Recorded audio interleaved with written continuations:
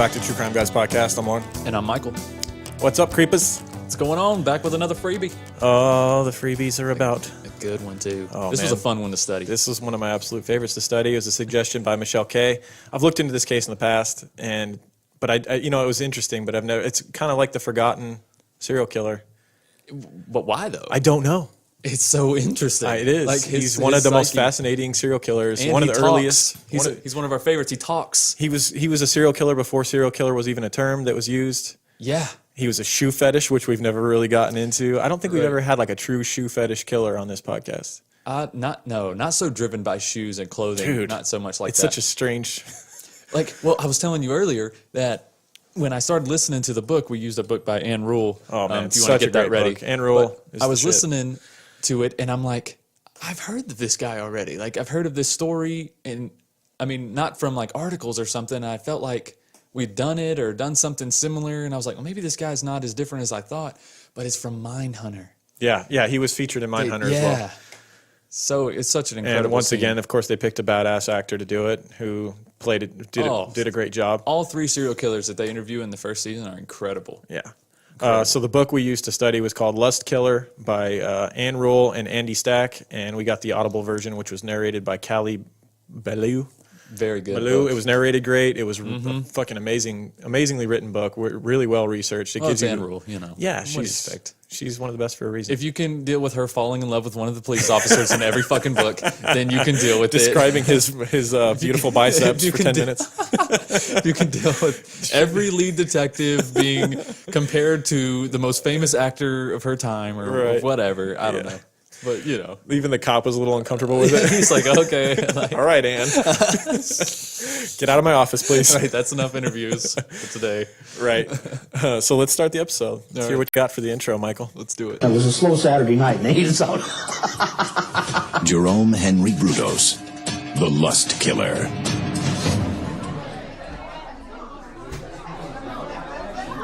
Hey, is that it? Is that all you gotta do? It seems like kind of a cop-out for you. I expected more. You mean something like this?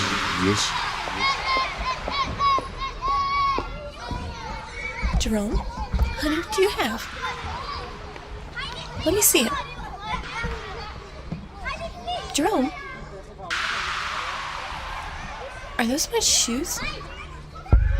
Jerome, honey, why do you have my shoes? Why do you have my shoes, Jerome? I don't know. I don't know.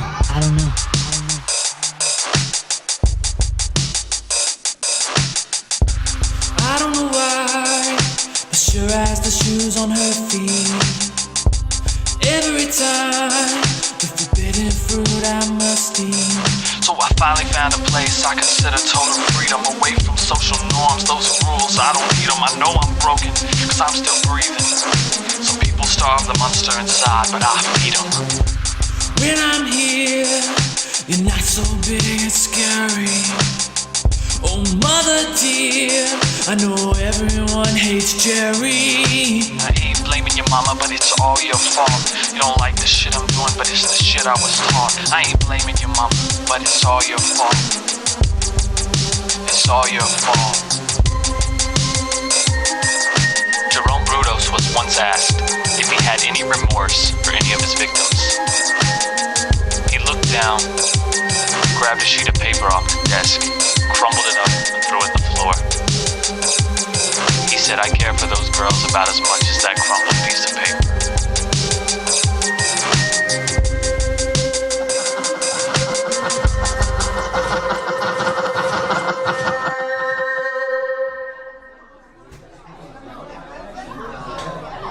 Okay, that's more like it. Kind of freaked me out a little bit, but it's more like it. We'll see y'all next week. All right, our case this week brought to you by MICHEAL K. She made an amazing timeline again, crime line. Amazing suggestion, amazing timeline. Jerome Henry Brudos, you know him as Jerry Brudos, the shoe fetish strangler. Or slayer. Or killer. You see a lot of different things throughout the articles. Right. But always shoe fetish, though. Yes. Like, is shoe fetish, that's an understatement. That's an understatement. Or the lust killer. He's also known as that. But there's a Yeah. lot of different lust killers. So I mean, it's just kind of like the type of killer that he is more than anything. What didn't they just kind of start throwing around the term lust killer before serial killer was a thing? Yeah. Okay. Well, I mean, it's also kind of, I mean, it's more specific to what type of serial killer you are. You know, there's different categories. Oh, okay. There's reasons for why you kill, you know. Right. But I think early on, I think they thought that killers like him were just killing because they just wanted to have sex with these women unconscious or whatever. Right. They Whereas, just like, thought it was just strictly lust. It wasn't had anything to do with hate or any kind of deeper psychological disorder. Right. It was just an obsession, a sexual obsession with Right. him. Whereas like Richard Ramirez, for instance, had a completely different set of motivations to why he killed. He was trying to please Satan, I guess, or Yeah, more sadistic reasons. trying to be shocking, trying to shock the police and society in general. Well, that's not to say he didn't take his sexual liberties though. Right. When they were there and convenient. I think most of the time he was killing, like a lot of times he was killing old ladies and stuff, and he was doing it and he was having sex with them, I think, just to shock and awe society. He I was think trying to so, be too. as scary as possible. I think so too. I think a lot of it was power, and then he would rob them too. So I mean, it's different than this guy who's just literally just. Richard Ramirez doesn't strike me as insane. Does he to you? He just strikes me as a very evil person. Like, I feel like he's just evil. He was evil, and he had no impulse control because of what happened to him. Remember his mom. We can go through Richard Ramirez again. Remember his mom Yeah, worked we in didn't do a two-parter on it. What I remember from that, we recorded that one a long Yeah. time ago, studied that one a long, but his mom worked in some factory where she inhaled a lot of chemicals, remember? Yeah, that's right. And then he'd had like a bookshelf fall on him when he was a kid and had severe brain damage, and then like a swing set hit him in the face or And then something. he saw his cousin shoot his wife. Yeah, there was a lot of like things that Yeah. kind of combined for that serial killer cocktail. Like that's he just did Richie did what he wanted, and then there was the meth use and all that other shit. Yeah. So I'm sure that didn't help. Yeah, I mean that guy, yeah. All right, back to Jerome. Jerry Brudos, from the time he was a very small kid, which we're going to go through his childhood and all his birth, but he just had, he was a sexually Yeah, from a very motivated young age, from he a was, very he was young trying to age. steal shoes and things like that. Yeah, but I think it and was antisocial and I think all it of was that. because it was so off limits, though. It was so taboo in his you're talking household. about Like he was it just he was raised through the 40s and 50s, so yeah, Yeah. everybody was, very more conservative. much more conservative, yeah, and like a little boy wearing high heels. Yeah, not gonna go over real well. No, not even in Oregon. Yeah, I think it was the taboo. It grew into this weird obsession. It went Yeah. beyond like just like a normal fetish to a complete obsession that took over his life, and that's all he could think about. He has this Yeah. wife and kid, and all he can think about is his women's shoes and how he can get a hold of this attractive woman's shoes that's walking down the street. Yeah. But could you imagine that, though? I mean, it does seem like the forbidden fruit Yeah, at such a young age. Because I'm sure his mother didn't dress anything like that. She was probably spreading things like, whores dress like that. They wore those kind of clothes and Why those couldn't he type of just- shoes and things like that. why couldn't he just go to yard sales and buy like women's shoes secondhand, or if there was an Amazon or an eBay, maybe Or like the eBay store, like on 40-Year-Old Virgin. I just want to take these boots home and wear them. Right. He reminds me a lot of like a much creepier version of Woogie from There's Something About Mary. Just standing there holding all her shoes and shit. Yeah, like he broke into her. I think at one point he broke into her apartment and like raided her shoes and stole them all, and like she caught him in the act. Yeah. I mean, that's kind of what he was doing, and it obviously escalated into murder over time because he was a prime example of a escalation killer where it started small, got worse and worse. Like peeping toms. Sometimes it never escalates beyond that. Sometimes it does. Like if it never gets reined in, if he never gets caught doing it and gets a reality check, like I can't be doing this. If the law never catches up with him and he gets that shame around his family and everything. If he just keeps being successful at it, you take it one more step. Maybe you break in and you watch him sleep. Right, because he started just taking like panties and stuff off clotheslines. Yeah. And then it just, it was a Playful slow escalation. boy things back in the 50s, right? Everybody had clotheslines. Yeah, Nobody but, had I mean, like if you dryers. take somebody's sheet and tie it around your neck like a Superman cape or something, but not taking their Snatching undies. underwear. Oh God! Imagine you look out your window and creepy ass Jerry Brudos is stealing your underwear off a line. This guy, he was another. He wasn't a looker either. He looks like your typical Heavier, redhead, freckles, not the favorite son by any means. So let's get into it. Let's get into his childhood and all that. So Jerome Henry Brudos was born January 31st, 1939. He shares a birthday with Johnny Rotten, Minnie Driver, Portia de Rossi, Bobby Moynihan, Kerry Washington, and Justin Timberlake. I really only know Justin Timberlake in there. Mini Driver. We got to who's- stop saying that because then people are like, you don't know who Donado Right. is? Sorry, guys. like, we I don't don't- care about celebrity culture at all. I just don't. Not to mention, most actors and actresses, you don't know their name. You might know their face. And, Yeah, and I what feel they're like I in know if you who saw Mini their Driver face. is. If I see him, hold on, let me look it up. Stand by. Is that? Y'all are kicking at the fucking Yeah. headphones right now. Like, how do you not know Mini Driver? I'm looking at her picture. I still don't know who she is. Goodwill Hunting. Okay, the girl from Goodwill Hunting. Whatever. Okay. How do you like them apples? I don't care. We don't give a fuck. Right. Okay. Yeah. So I mean, he shares a birthday with Justin Timberlake. Much greater person. Oh yeah, absolutely. He also has awesome shoes that he dances great in. He was born in Webster, South Dakota on January 31st, 1939. He had one sibling, an older brother named Larry. Old Larry and Jerry. Old Larry and Jerry, and Jerry could never live up to Larry. That's the simple way of putting this. After the older son Larry was born, the mother had hoped for a daughter next. Yeah. And I'm trying not to do this with my next kid. You know, my wife's pregnant. We already had a boy, and I'm like, it would be cool to have a girl, but we'll be happy with whatever comes out. Yeah. Yeah. And we're not going to find out, and whatever comes out, I'll be excited. Right. Because you can't like the kid senses that, and she made it known. The mother always was not shy about letting Jerry know that she wanted a daughter, and you weren't welcome. We don't really want, she didn't want him. Right. Yeah. She already has a successful boy. He was a failure from the time he came out, pretty much. And he knew it from the time he was little. And as he grew to hate his mother, and his mother grew to hate him. Yeah. It seemed like a pretty similar relationship to like Ed Kemper and his mom. Yep. Maybe not quite as degrading, more so cold shoulderish, I think. Yeah. More so just ignoring him. It seems not like she giving him the would attention. purposely give a lot of love and credit to to Larry right in front of Jerry on purpose, Right, just to make Jerry feel like a piece of shit. And they also look pretty different too from what the book was describing. It's describing that Larry was a little more attractive, darker complexion or whatever, and Jerry got the short end of the He was the redheaded genetics. stepchild of his own family, pretty much. Yeah, exactly.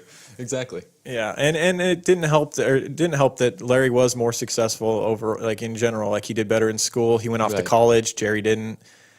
But you almost wonder if that's because Larry was given the proper, he was watered to grow into a good person, not into a good person, but a successful person. His mother gave him that belief we've talked about in the past as a parent, as you kind of need as a kid.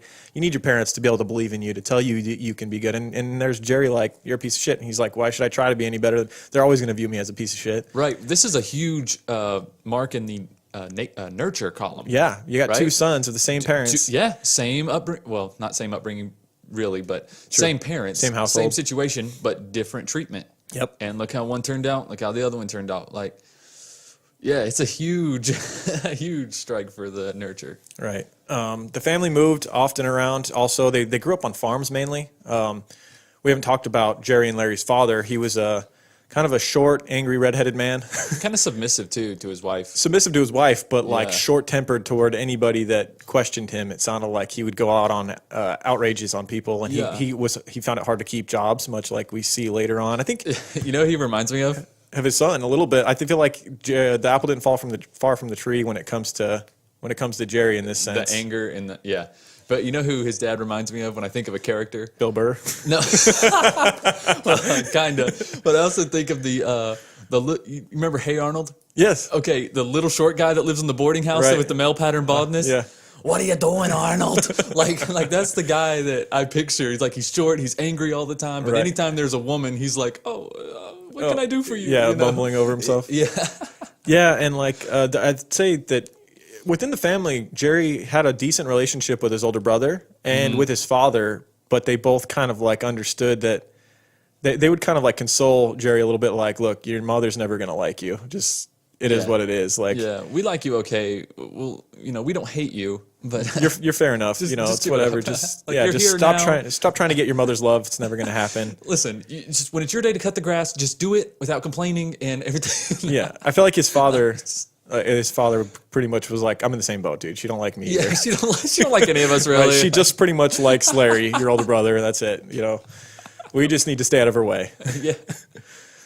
So they moved often. They would always be on farms, and this meant Jerry was left alone with his mother and older brother because the father was always out trying to get jobs, bouncing around, which is something that Jerry would later do himself. He never really was able to maintain a job very long. Right.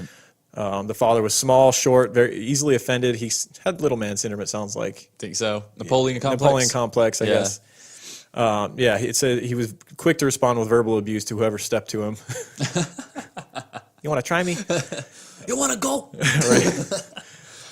It was around 1945 when the family relocated to Riverton, California, and Jerry was about 5 years old at this time. This is when we see the starts to his sexual, and his shoe obsession already. Yeah, dude, it started young. This is 5 years a nature old. argument here. Yeah. Dude came out just loving high heel pumps. Fucking bedazzled and all, just loving them. When he was around 5, he was playing in the dump. Now, this is some old school stuff here. You know, you guys, these kids now, they got their iPads and their now they iPhones. play in clean areas, and people are mopping their floors when in case the pacifier falls on it, raising a bunch of bitches out here. Parents got him on leashes and shit. Yeah, let's kid go play in the dump like a normal kid. Playing in the fucking dump when he finds a pair of high-heeled shoes and fell in love with them immediately, and he knew his life's passion had been brought to him. This was my destiny. Right? You could see it glowing. Dirty-ass pair of old high heels. Just thought it was the greatest thing he'd ever found. He was completely fascinated with the shoes, and he brought them home to play with them. And like you mentioned, 4-year-old version, I just want to take these home and play and wear them. Wear them.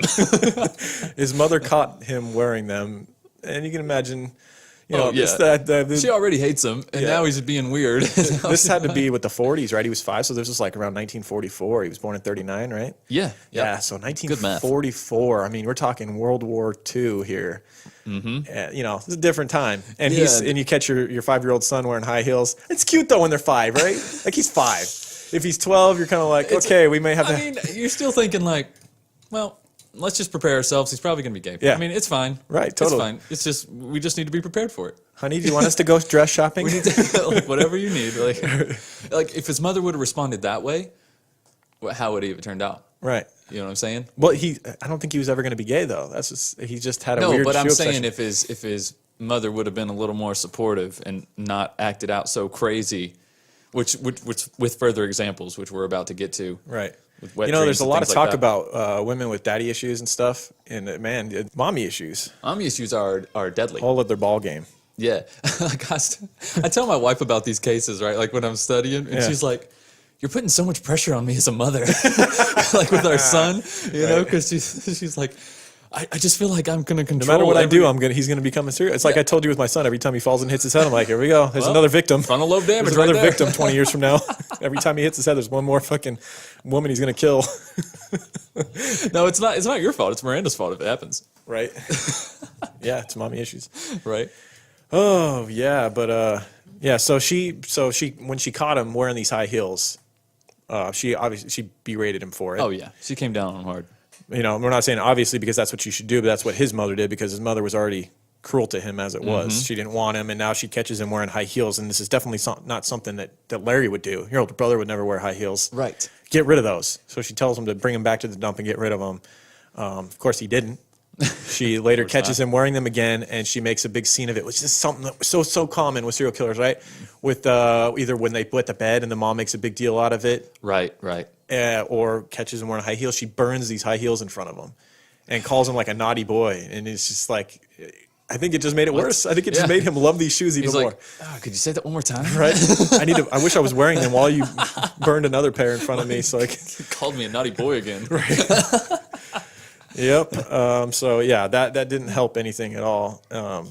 And so she also grounded him for it. But however, there was a woman in the neighborhood who he looked at as like a mother figure. There was an older woman neighbor that was very friendly with him, and it gave him that like maternal love that he wished he had from his mother.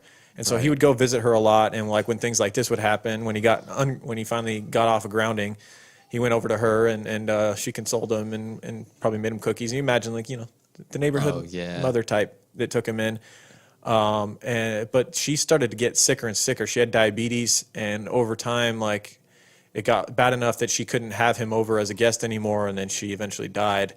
That, and then there was also he had one neighborhood friend, a little 5-year-old girl who he would play with, but she was always frail and tired, and it turned out that was because she was sick. She had tuberculosis. Oh, wow. And she ended up I heard dying about that. of tuberculosis when he was 5 and she was 5. And this is another kind of thing that affected him deeply. The woman that was like a mom to him died, and then this little 5-year-old girl who was friendly with him, like the two people that were nice to him. Yeah, I didn't really process that the first time going through it, but now thinking back, yeah, everyone he was close to, something happened. He either weirded them out or they got sick or something like that, and I think that kind of set the stage for the rest of his life to just kind of be a loner. He felt like the world was like cruel to him and harsh, like it was just like playing. Like he couldn't tricks have with him. anything. He couldn't have anything that he wanted. Everything that he loves these that high he heels. They wanted. get burned in front of him. He Yeah. loves this 5-year-old girl, and she dies of tuberculosis. He loves Right. this like mom figure in the neighborhood, and she dies. It's like, damn, can I have anything? Yeah, exactly. Yeah. Yeah. So, and he would later talk about this, like even after being in prison, he would discuss how like he would tie these incidents together: the shoes, the childhood friend, the 5-year-old girl that died, the death of the woman that pretended to be his mother. And they would always like connect these together as to like the motivating factors that made him like angry at the world. And he grew this deep hatred of women. He felt betrayed by the little girl that died and the older woman that died. Like they left him, and that tied with his mother and the way she treated him. He grew this deep hatred for women. The two that were nice died, and then the one that lived on was his mother that was continually cruel to him. Right. And of course, she kept living on to be cruel to him. And it also sucked that he ended up being reliant on her still for certain things throughout his life. So he couldn't never really cut that tie completely. Yeah. And so the family moved to California when he was in first grade. They moved to the West Coast. His teacher at the time in first grade wore high heels to school every day. He obviously became obsessed with her and her shoes. Right. And she would bring an extra pair just in case she got a date after school let out with another teacher, whoever. Right. And Date so within the school. he discovered this extra pair of shoes that she had and had his eyes on them. And Right. he was able to get a hold of them one day from her. I think she kept them in her desk drawer. He got a hold of them, snatched them up, and hid them in the back of the classroom so he could take them home with him. Unfortunately, a little snitch classmate found him and told the teacher about him, and she was very confused. Obviously, she probably was not aware of shoe fetishes. This is the 40s. Right. I wasn't aware. There's not the internet to find out all these things. Yeah, it kind of unless you knew one, you're not going to know about it. Right. And here's another relationship that went sour for him, like because his teacher was nice to him. Yeah, like she he was- really felt affectionate towards her. And then after this, she Not to never say that treated him she- the same. Well, she wasn't like, she just was confused by it. She confronted him in a sense like, why'd you do that, Jerry? And he like basically just blushed up and like ran out of the room. Like he was very, very embarrassed by this. But that has to make her a little more standoffish. Oh, absolutely. You know what I'm saying? Like she never treated him. She never looked at him the same. Yeah, You he's know now that. the weird boy to him. Exactly. To her, just like he's the weird boy to all the class kids because Exactly. he was very socially awkward as Now it was. he's the weird kid again. Yeah. He would end up failing second grade due to many different illnesses, and that's another thing, like another kind of cruel thing growing up. He just kind of did not hit the genetic lottery in any sense. He got like 2 7 offsuit, like that was his Texas Hold'em cards that he got dealt, and he's. Did you ever find anything about him having any kind of head injuries? No. At a young age? I didn't either, but they talked about these migraines. Yes. Like these migraines plagued him. Yep. And I was just curious as to, and it seemed Migraines, and then he had like toe funguses and stuff that he had to have surgeries to have removed. Yeah. He had like fungal issues. Like, yeah, the dude just had physical issues. Yeah. He just got the genetic crapshoot. Like we said, he just got what was left. But the migraines, that's really important Yeah, to talk isn't that about because weird? that was one of those things that he brought up later. Is like there was one of the releases for him with his migraines was like something that he loved, which was his shoe fetish. So what going do you- out and hunting these shoes made him feel better. He would call out work Yeah. later on and then go hunting for shoes. And there was some interesting ways in which he would do this. Mm-hmm. He didn't just go to like department stores. Why didn't he just hang out, be the creepy guy in the women's section of shoes and just watch them try them on and then go buy the ones that they tried on or Why something? didn't I don't you just know. go get the shoes and like take them to the dressing room and just talk to I think like, he put wanted, them on in there or I whatever? think he wanted the shoes that were owned by the woman that he was in. Like he would see a pretty girl with the shoes and he wanted the ones that they were wearing. He wanted their shoes. He didn't want shoes off the shelf. He wanted their shoes. So that scene in Mindhunter's bullshit then when the detective brings in the shoes. See, I don't remember. And then It's he been a takes while them? since I watched it. I need to rewatch it. Well, he brings in the high heels for Jerry, and then Jerry like takes them and like turns around. He's like just immediately starts jacking off or whatever, and I'm like, but now listening to what you're saying makes a lot of sense. Right. It wasn't necessarily the shoes, but it may have been though. Because like he took the shoes in the junkyard. Well, I think you're talking about he's been during the time that they're recording that he's been in prison for a while, and I'm sure he'll make do with any shoes, any shoes he can get his hands on. That's true. That's true. So yeah, it's a little different. But when he had the world to his disposal, he could go out and get these shoes, not any shoes. I think stealing them was part of the rush too. And as far as like you said with masturbating, he was also known to like he didn't masturbate like at all. Not at a young, no. And like he even later on when he was committing his crimes, like it was like when he would steal panties off of lines and stuff like that, it was about the feel of the fabric. It wasn't even about masturbating. It was like he was known to have serious wet dreams, and that's another thing his mother made a big stink about too. God, yeah. She discovered his sheets with She would degrade him about that, make him wash his own sheets. Yes, you can't do that. Yeah. Yeah, I mean, it sows more shame into what they do, which doesn't help. It just intensifies it. Exactly. Yeah, so like he failed second grade due to these different illnesses, the fungal situations and the migraines, and also during his adolescence, he's displaying all these different odd behaviors. He was becoming more obsessed with women's shoes as he got older. His parents once had, this is a good example, his parents once had friends over, and they had a teenage daughter who came with the parents' friends. She was tired. She went upstairs to lay in the guest bedroom in a bed. On Jerry's bed, actually. Oh, was it? Yeah. Well, that's, I mean, you imagine like you're a young boy and like your hormones are raging, and then this older teenage girl sleeping in your bed. That's gonna get you a little worked up. But what he does is inexcusable. Yeah, for sure. This is a Jerry move here. So she passes out on his bed. You're right. And so he goes in there and he's watching her sleep, and he sees that she's wearing high heels. And of course, this is his thing. Who sleeps in the heels? Why didn't you take your heels off? No, man. She's like, she doesn't. She covers up with shoes on? What kind of animal are you? She did not realize what she was dealing with. She didn't realize that she had like one of the world's greatest shoe fetish. She's sleeping in his bed in high heels. This is like the dream. He's literally dreamed about this He's before. like, seriously? He's like, is this a dream? Maybe there is a God. And so he's so entranced by this, and while she's sleeping, he tries to get her shoes off. He tries to get them off her feet. He's like, imagine like unbuckling them carefully. Of course, she wakes up, kicks at him, and tells him to get the hell out of the room. Yeah. And makes a big stink out of it. And I'm sure his mom gave him more of a, verbal beating for that. Oh yeah, that was embarrassing to her. Right. You know what I'm saying? So now he's really stepped on her toes. Yeah. Not only is he being strange, but he's also embarrassing her in front of company. Yeah. Now, as a young man, he never had a clear understanding of sex. Growing up in the 40s and 50s, I don't think it was. Too many kids were getting the birds and bees talk. He would like hear kids joke about like make sex jokes at school, and he would laugh along, but he didn't understand them. Yeah. He'd grown up on farms, so he'd seen other animals have sex, but he still didn't understand. And we talked about how he didn't masturbate even into his teen years. Yeah. He didn't understand that the excitement he felt around women's shoes was arousal. He just knew that he had a particular like tingly, exciting feeling for the shoe. So he didn't know what it was. It was this weird thing. Maybe if he'd been sat down. Right. But the birds and the bees thing's important so that you know what's going on with your body. That way you're just super confused. You're just like, what the hell's happening? You gotta be upfront with your kids about that, especially when they get to that certain age. What is this feeling I get around girls or boys or whatever you're into? Right. Yeah. Whatever. But he also noticed that acting on these impulses relieved his headaches, and it was like the only thing. Yeah. So like he would be. It probably was just almost made him like forget about the migraine more than anything. Right. It had to have.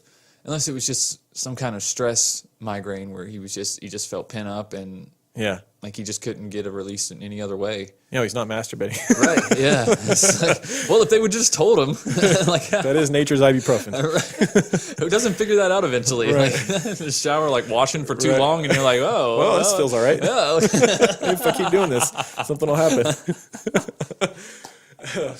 Poor Jerry. Right. He's just so frustrated staring at these shoes. And his mom's telling him not to do it, burning them. Like something about them. Right. Now, into his early teens, the family moves once again to another state on the West Coast. They move to Oregon. And they move into a home, and the neighbors, this worked out for him. They moved into a home, and next door was a family with a few daughters and a boy that Jerry hit it off with, and they became friends, and they started to sneak in to the brothers' sisters' rooms. Yeah. Jerry and this boy would sneak in and wear their clothes and all that stuff, which is, fun young teen stuff, I guess. Teens is a little maybe. Boys being boys, am I right? Well, I remember I had a friend who had a sister, and we would always mess with her stuff. Like, we'd go in and overfeed her fish. We would steal money out of her little, like, her money savings drawer thing or whatever. Her fish are just in there floating upside down with a bunch of food in there. Right. He was always messing with his sister, and I'd be right there along with him.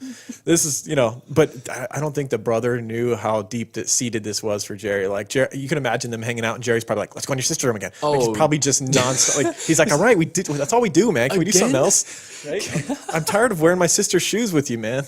I imagine Jerry was probably just like nonstop wanted to be at this kid's house and just in his sister's rooms. Like, he was definitely orchestrating the activities. Oh yeah, for sure. And the little boy's mom was probably like, "He's your guest. You do what Jerry wants to do." Right. When Jerry's brother Larry was 16, he started drawing racy pictures of girls. Now this is Larry, the golden child, doing this. Now, this is into the 50s, and this is when it's still really hard, I'm sure, for boys to get a hold of pornography. And pornography back then was probably basically like bathing suits, or like maybe you see like a girl topless or something. That's like the extreme. That's like the raciest thing you could probably find back then. But so they had to learn to draw. Yeah, they had to learn to draw women's bodies and imagine what they would look like. Probably had 3 nipples or something. So Jerry's older brother Larry was drawing these pictures of nude girls, and one of which, and he had like he also loved comic books. So one of them was Lois Lane nude wearing high heels. Right. And when Jerry discovered these, of course, he was smitten, and Jerry's mother found him looking at these drawings and immediately assumed that Jerry had drawn them because he's the bad son, of course. Right. And Jerry took all the blame. And to his credit, he covered for his older brother. He probably assumed that no matter what he said to his mom, she was going to think it was him anyway. Even if he said they were Larry's, she's going to be like, "They're not Larry's. Larry would never do this." Yeah. So, I think he's thinking, I'm already on worse terms with her. I might as well stay on good terms with Larry because he actually likes me a little bit. So I might as well cover for him. At least I got that going for me. Right. And when Jerry was 16, he had his first wet dream, and his mother freaked out at him. This is something we alluded to earlier. Yeah. Made him wash his sheets by hand, and she acted as though it was unnatural and that this would have a long-lasting effect on him. And unnatural is so funny because it's the most natural thing that can happen to a teenager that's not masturbating. Literally, it's going to happen eventually. Right. If you're not doing it yourself, it's going to happen. Yeah. And so he began creating fantasies of revenge against women. This is when the real true hatred of women comes out. And he starts digging a tunnel in the side of a hill on the farm. And he imagined getting a girl to go into this tunnel with him, keeping her captive there. But he couldn't figure out what he wanted to do with her because he didn't understand sex and all this. I want control over you, but I don't know what I want you to do. I guess I'll figure it out when it happens. Just bring all the shoes you have. Yeah. He just knew that he wanted a submissive woman who he could do whatever he wanted with. Kind of like a doll, like we talked about before. Yeah. Rather than go with the plan of keeping a girl captive with no idea what to do with her, he went around stealing undergarments from his neighbors. So this is when that really kicks in, the theft of other women's clothing. Right. When he was nearly 17, the family moved yet again to another city in Oregon. They moved to Corvallis. Larry was now off in college, and even though he wasn't at home, their mother still constantly compared Jerry to his older brother. And though he was smart, his accomplishments were always viewed as nothing compared to his brothers. He was slightly above average intelligence, but of course he had an inflated idea of what his intelligence was, which is so common. It's like every week we talk about the killer believed they were smarter than the cops. They thought they had Einstein level IQ or more or higher. When in reality, most of them are just either average or slightly above average. Right. He continued to steal undergarments from his neighbors in the new town they moved to, and in 1955 he stole underwear from an 18-year-old neighbor. Now, this situation is something straight out of a horror movie. It's so creepy. Really is. So creepy. So he steals these underwear from this girl. I think he broke into her room, right, and stole her underwear, or they were off a clothesline, or. Anyways, he wanted to have a girl pose in underwear. That was like the ultimate dream. He's like, and this is what we talked about with the Escalation killing. This is him now taking it to the next step. He started by stealing all these undergarments, stealing shoes. But it's not enough, and this is when he takes it to the next step. This is more like, to him, I think this is more like an investigation for him about women. Let's see if this is what I need, because this isn't enough, and I've got to find out Right. It's Will like this he's suffice? discovering like about this new species. Yeah. Because his mother was so close to him. Yeah. And all these women that did show him attention started Died. becoming standoffish or they died. Yeah. So he never really got a firsthand experience of like what women are about, what they look like. His mother, hid all that from him. That makes sense. So it's like an investigation for him almost at this point, I think. And he's willing to do anything to find out. Yeah, and what he does is very bold and something that kind of gives you an idea of like someone who would be able to kill later, because to take this next step is something crazy for what was he, 16 at the time to do this is pretty intense. 17 Or is almost 17. So 16. I'm sorry. Yeah, so he steals these underwear from this 18-year-old girl next door. He then goes to her house, knocks on the door, and tells her that he is a young undercover police officer who they've heard that these undergarments are getting stolen. Oh yeah, it's a real priority. And they didn't want it to be obvious that the police were around, and like they didn't want anyone to catch on, so they hired this young kid who looks like he just belongs in the neighborhood, lives in the neighborhood, Right. to investigate and find the criminal who's stealing these girls' underwear. Yeah, that's something cops do. He goes to this 18-year-old girl's door, knocks on it, and tells her this: "I know your underwear got stolen. I'm going to help you catch the guy. So let's have a meeting." And she's like, "My underwear got stolen?" No, she knows. And I think this is more out of curiosity than anything, just to see where this is going to go. She had to have known that he wasn't a cop. Right. He wasn't working with the police, but she probably thought, well, maybe I can get my underwear back, and let's see what this little weirdo is got in store. So she agrees to meet with him, and so she agrees to come to his house, and he sets it up for a day that his family's not home. And so she comes to his house, rings the doorbell, and I believe he was upstairs and yells like, "I'm up here, come up here." And when she gets up there, he's not. I remember that now. Yeah. And so It's an important part of the story. when she gets up there, he's not in the room. However, someone jumps out of the closet, masked with a mask on. Who could it be? With a knife, and threatens her and tells her she needs to take off her clothes and she won't get hurt. This person who's masked with a knife then starts to take photographs of her nude. Right. To the point where the camera was out of roll of film, like it was done. That's how many pictures, and it was doing demands like different poses. Yeah. And then the person, once they were out of film, the masked man ran out of the room. She started to gather her things and run out. And as she was running out, Jerry comes around the corner, without a mask panting, breathing heavily, sweaty, and goes, "Oh, what happened? This guy trapped me. This guy in a mask trapped me in the barn." She's like, "I know it's you. I recognize your cardigan, Jerry. Get the fuck out of the way." No. In a sense, that was what was going on in her head, but she pretty much just didn't say anything and ran out, knowing it was him.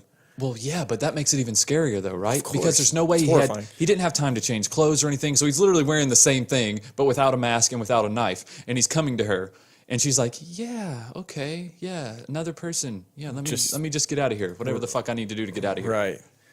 And she, out of fear, knowing that it was, of course, Jerry that did this whole thing, didn't go to the police, unfortunately, because she was afraid he lived right next door, and she was really afraid that he was going to take it to the next step. He'd already held her at knife point with a mask on. Who's to say what this kid, I mean, he was, at this point, he was 17, 16.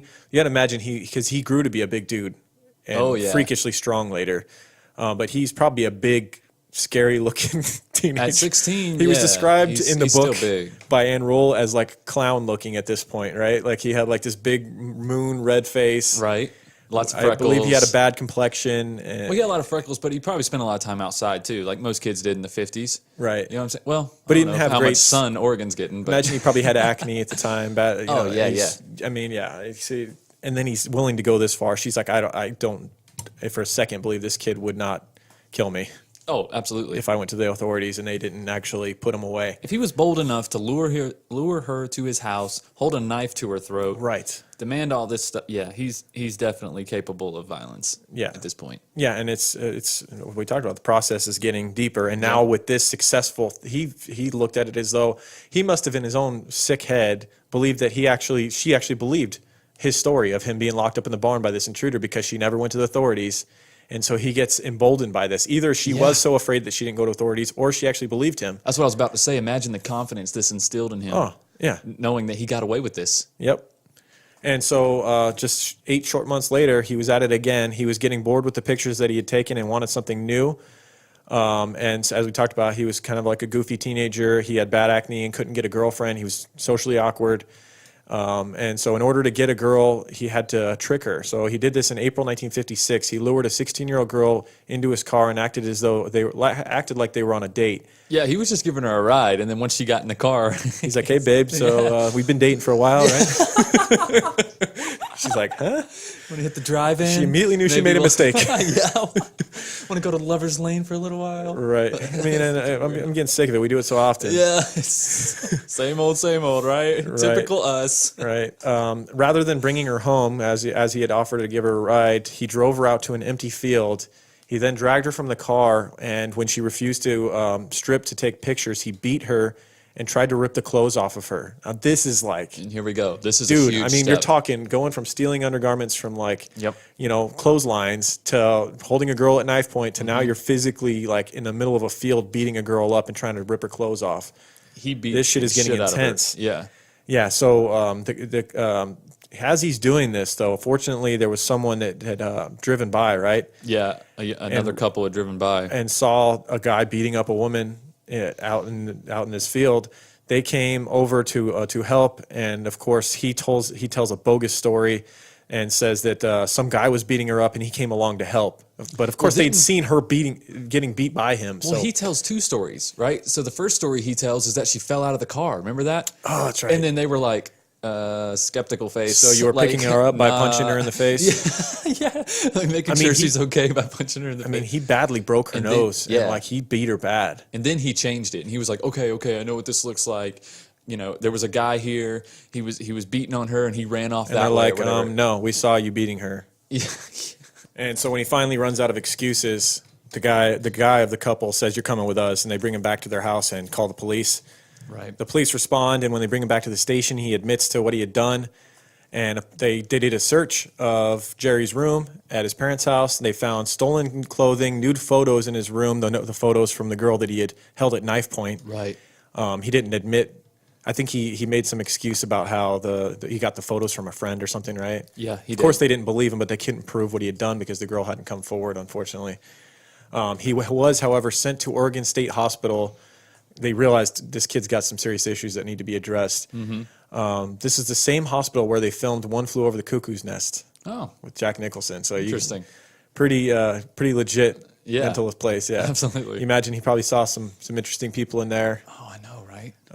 There he had to admit to all the secrets he'd been trying to keep. The doctors would diagnose him with borderline schizophrenia. Despite the diagnosis, he told him all this stuff about wanting to keep women in like his own dungeon and do whatever he wanted. Yeah, he was very upfront at this point. Right, but he was he was turning into a sociopath, so he was able to tell what they wanted to hear from him, and that's what sociopaths are best at. Like, absolutely, they're able to put out, say the right things to a person to get them to believe they believe that, but they know what they're doing. Exactly. And so he wasn't kept for very long. He was kept in the hospital for about 8 months before he was released. And when he was released, he was told his issues were a phase and that he needed to grow up, quote unquote. That's just a product of the time, I think. They just didn't understand these. Everything was... Dust it off. You'll be all right. Everything was fucking schizophrenia. Right.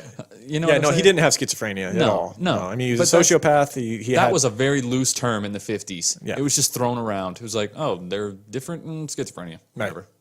That's easy. I mean, he wasn't hearing voices that were telling him to steal his shoes. He had an obsession. He didn't have multiple personalities, nothing like that. Nope. He knew what he wanted, and he was going out and doing it. It was that simple. He was just, sick. That's all it came down to. Absolutely. And he had no boundaries. He had nothing. He didn't care because his mom didn't give a shit and didn't care for him. And so, he really didn't have anyone to hold his standard of the type of person he should be. He was only accountable to himself.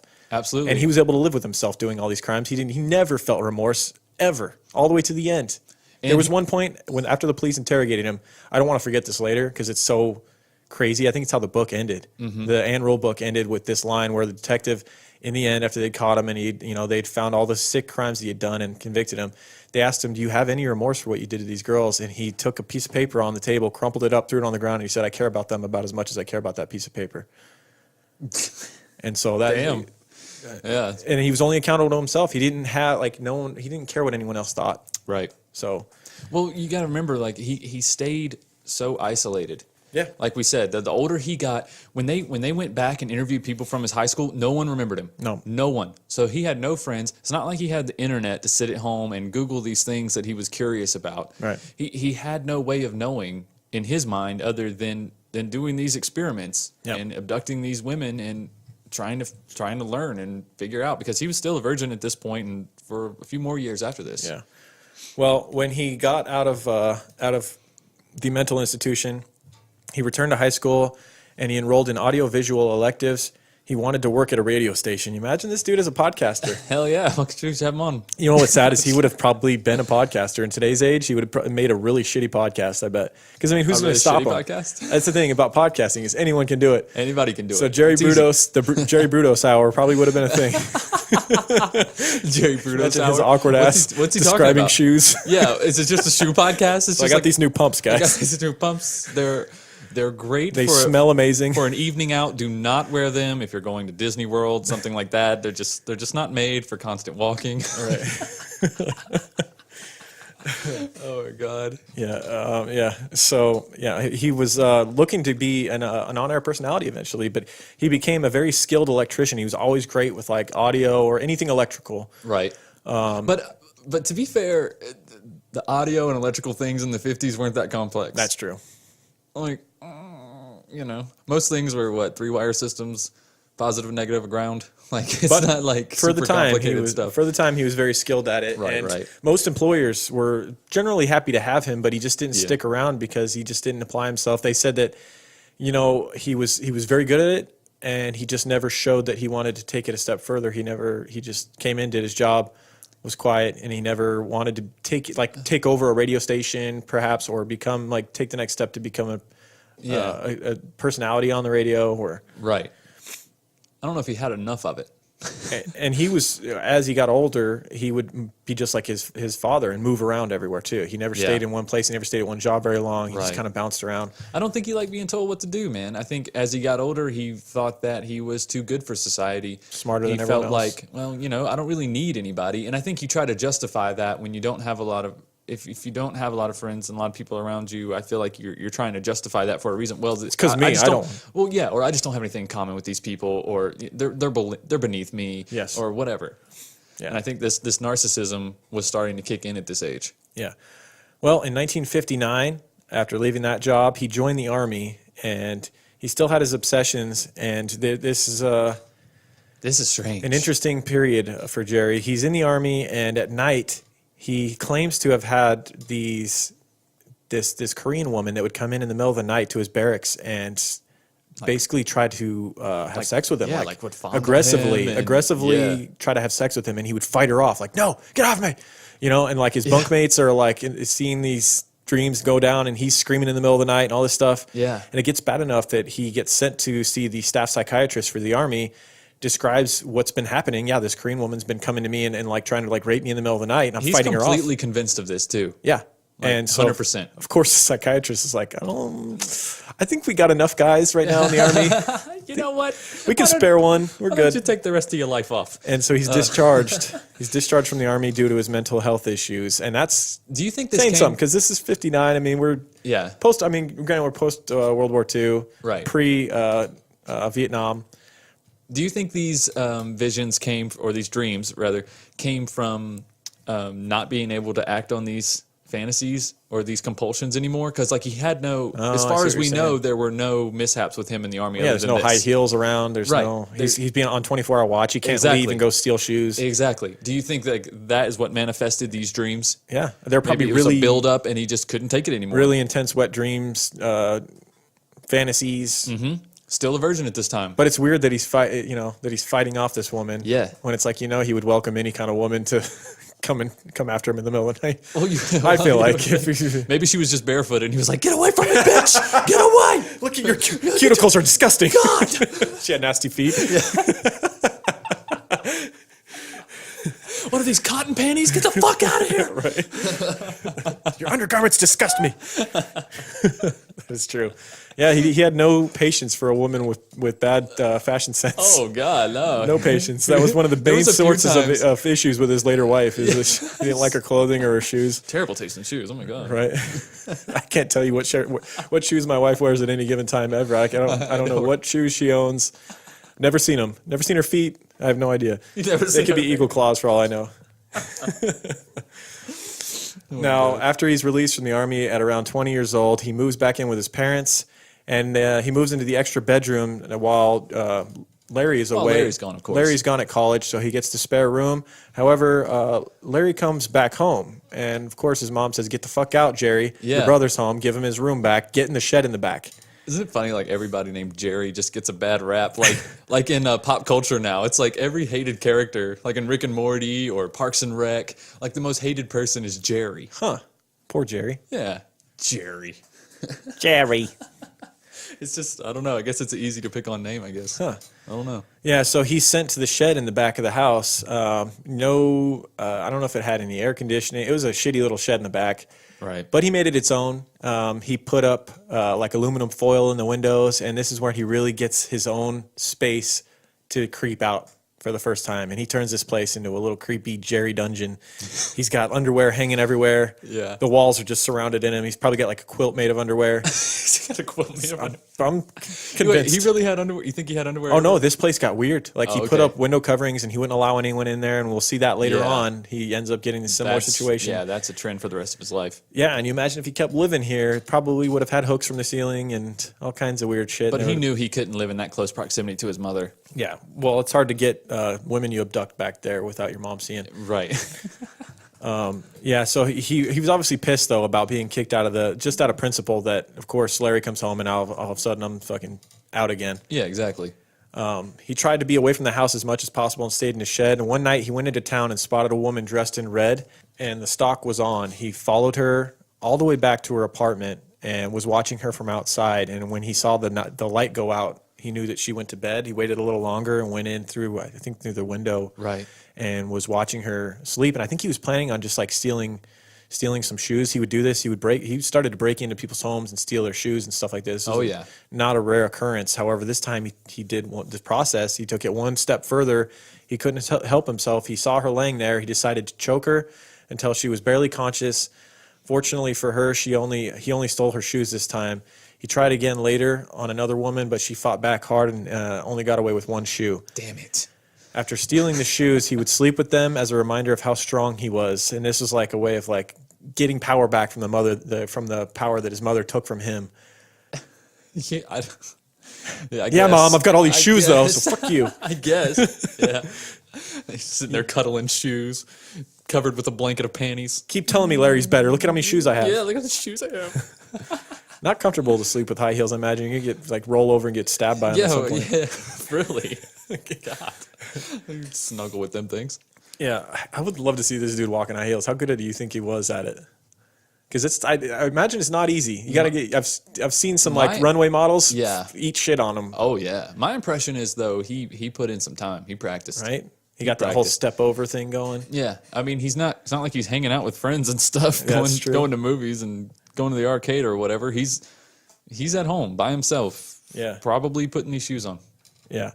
Now, around this time, he got his FCC license and a job at the radio station.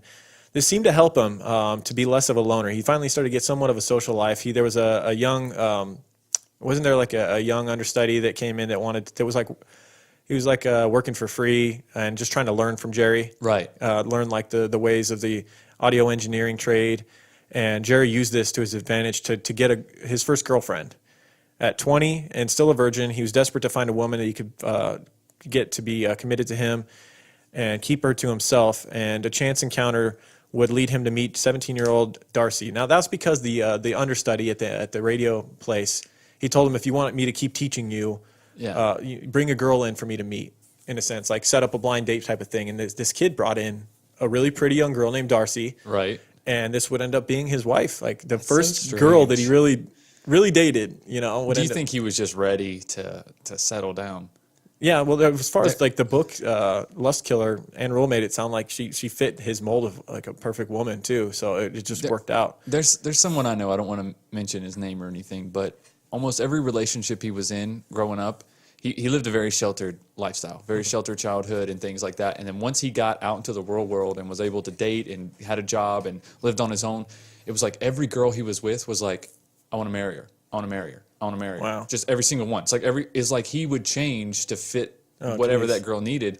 And now he's married to a girl, and it's weird.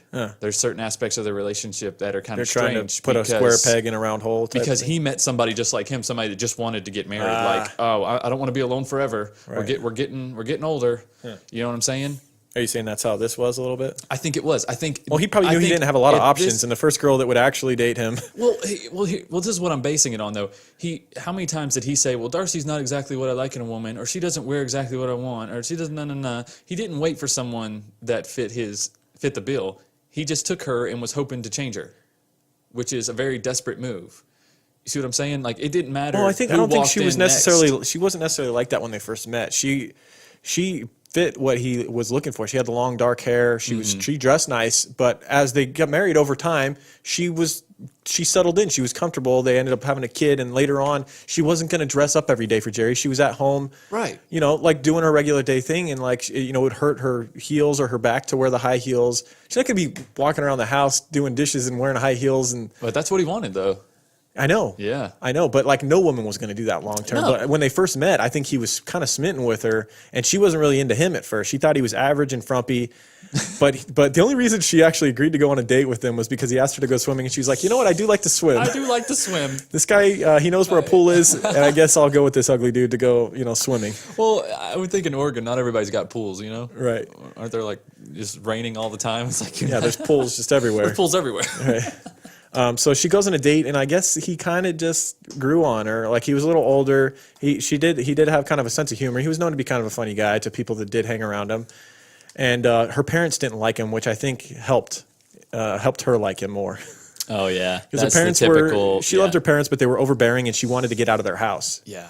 And at this point, Jerry had his own place, and so that was another reason to stay with him. Right. Perfect cocktail here. Also, Jerry was very jealous and protective over her, which was actually kind of alluring to her at first. She'd never had somebody be so protective. She thought that was a normal part of love. Right. That the overbearing and the protection, because if someone, I feel a lot of people get that mixed up, whether they say it or not.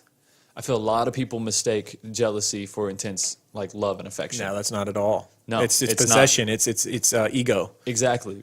Without trust, I don't think you can truly love someone.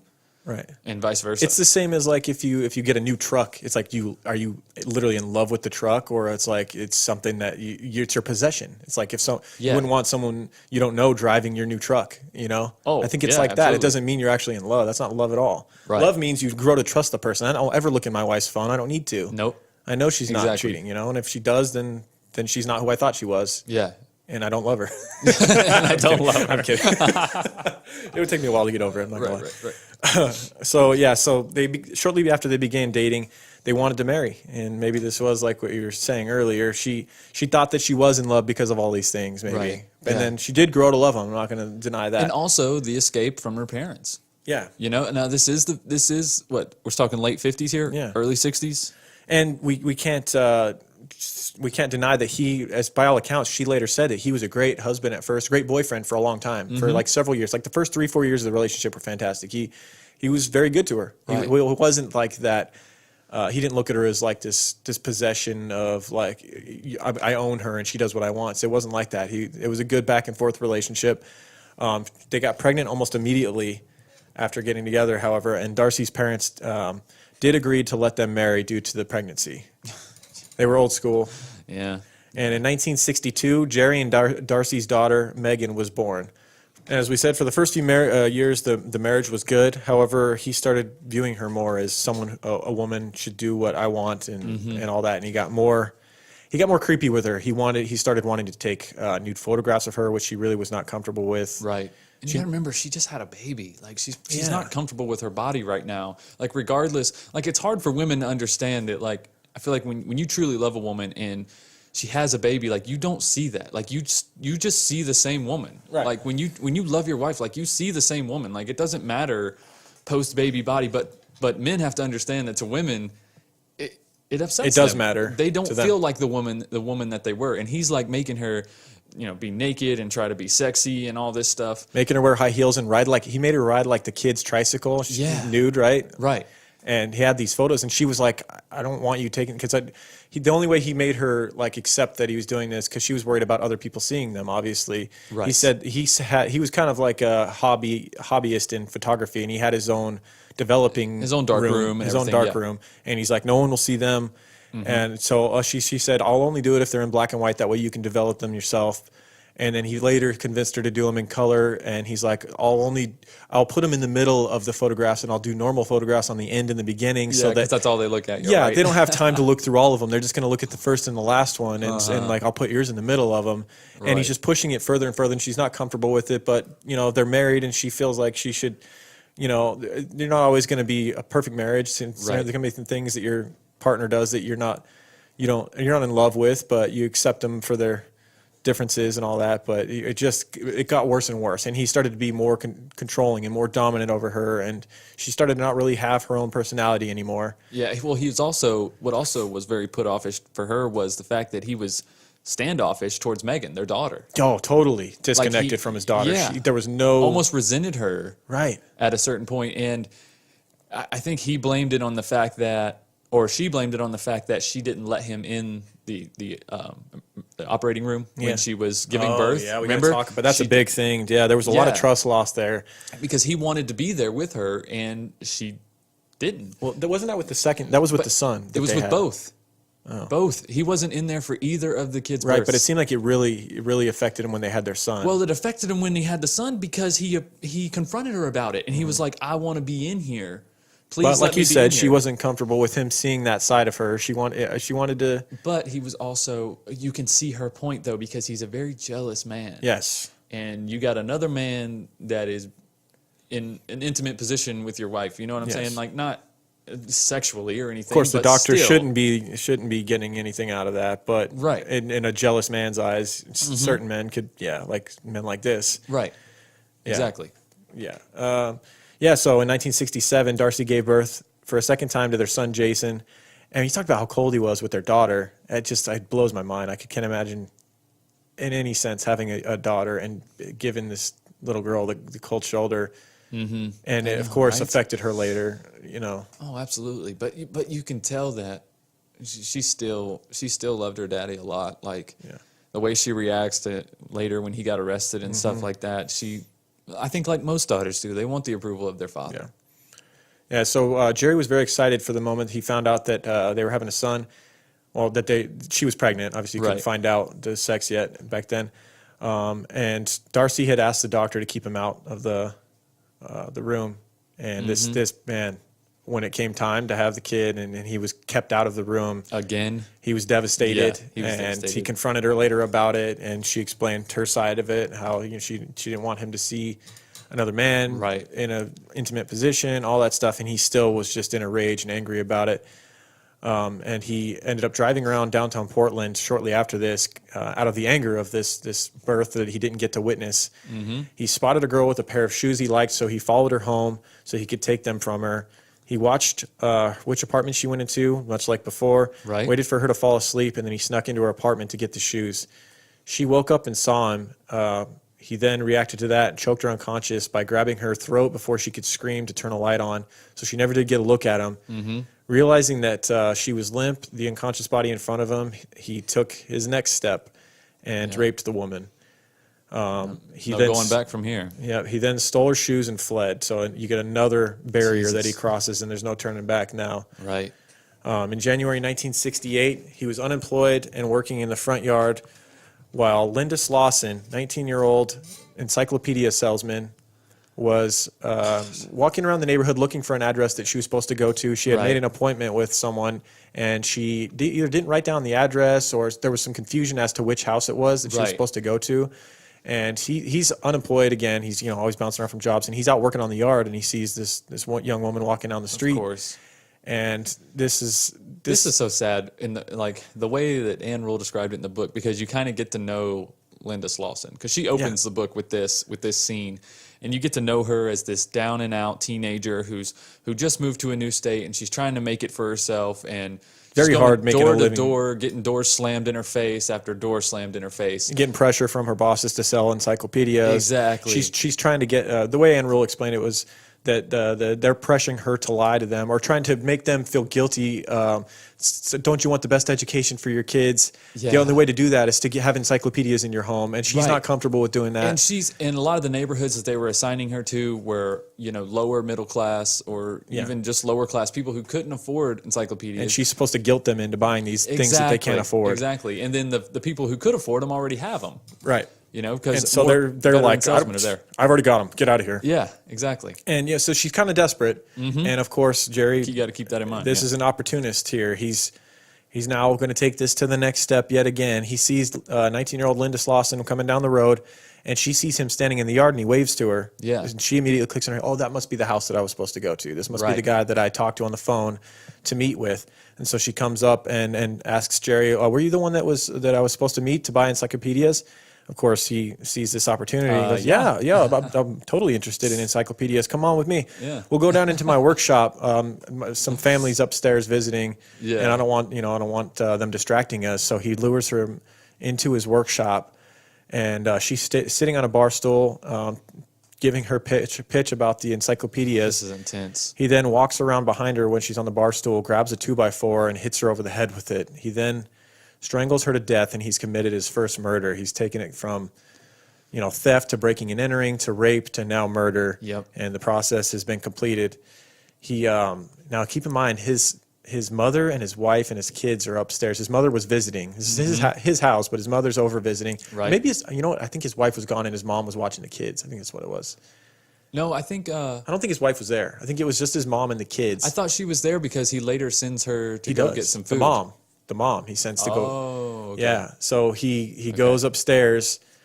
He's got this girl that he just killed downstairs, and he hears, I think his mom knocked on the door to the shop, and he goes up there. Right. He's frustrated. He's hated his mom still. Yeah. He goes up there, and she's talking about food, and he says, here's $5. Just go get some hamburgers. I want a double cheeseburger. Yeah. Go get them. Eat there. Take your time, and then bring back the double cheeseburger for me. Right. Fucking douchebag. Yeah.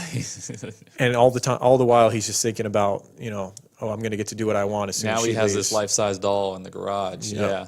Yeah. So he convinces her to go and take the kids out for dinner and bring him a cheeseburger. And when he goes back down, he does what he does with the body, violates it. He dresses it her up. He takes off her undergarments, which he actually liked her undergarments, which he was surprised, but he didn't like her hair. He said her hair was too short. She looked like a boy. Yeah. Stuff. He liked longer hair, but like you said before, he's just looking for any opportunity at this point.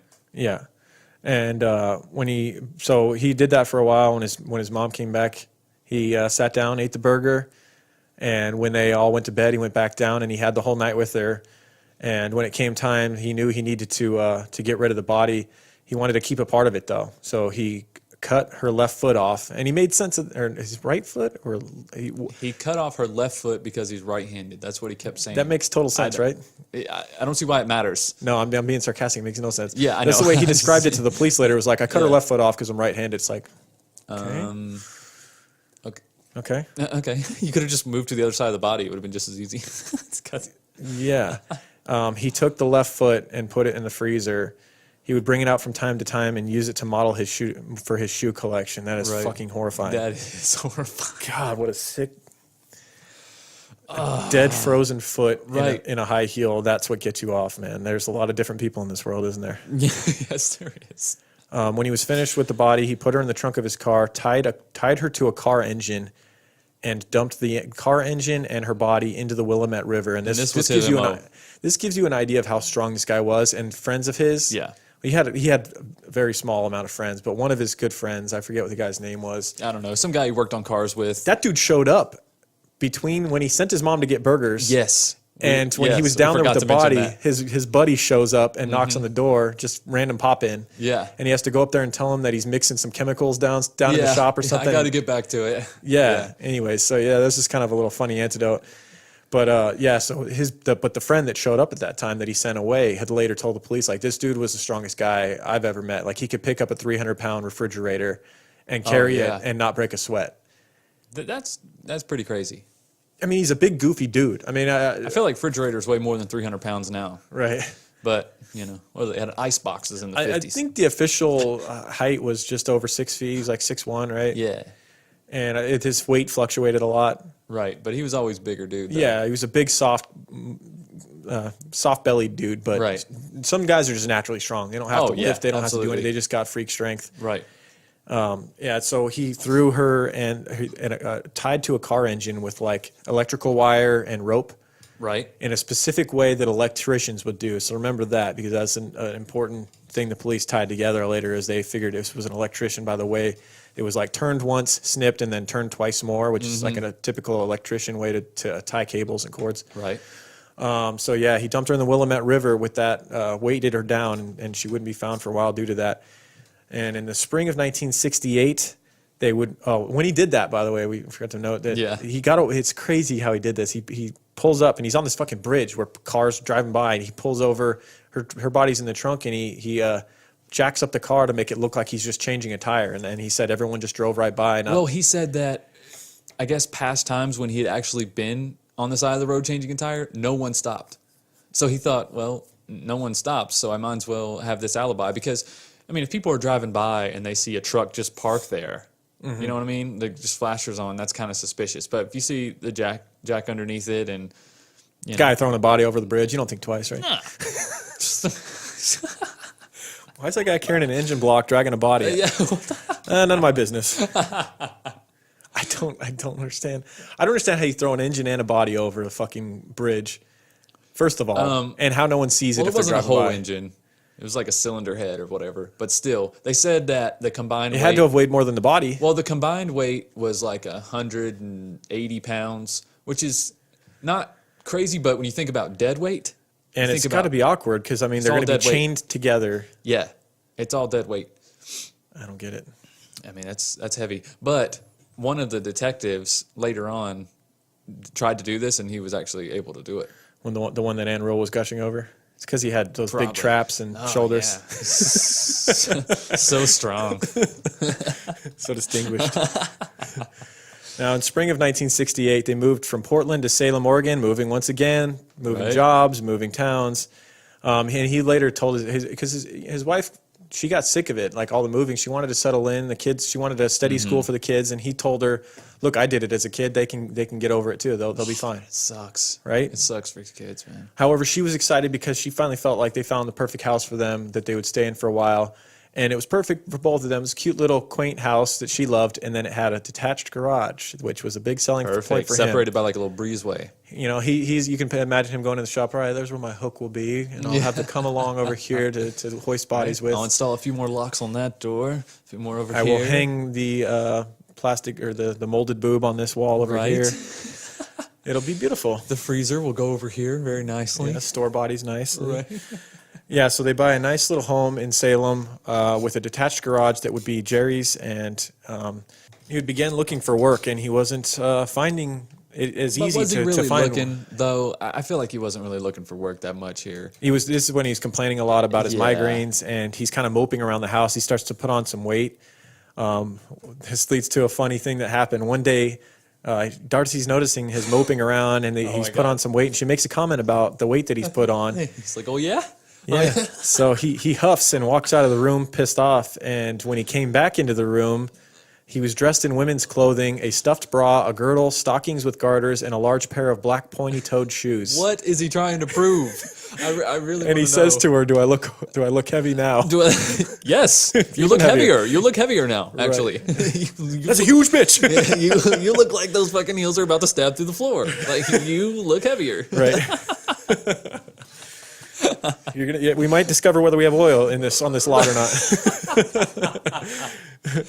Oh my god! He posed for Darcy, and she was scared and creeped out. So she nervously laughed, but had no idea what to make of it. She assumed he was just making a joke, but it's kind of weird that he just was able to pull his clothes out of nowhere and throw them on real quick. Yeah, how do you go How do you not go? Let's be where honest. did you get those clothes? Let's be honest when it comes to Darcy. She seemed like a nice woman, but she's been able to look the other way with a lot of stuff. Like, she really didn't have too much. She should have been skeptical a little bit more, I think. She's, But at the same time, I feel like there were some signs with this there's guy. definitely some signs.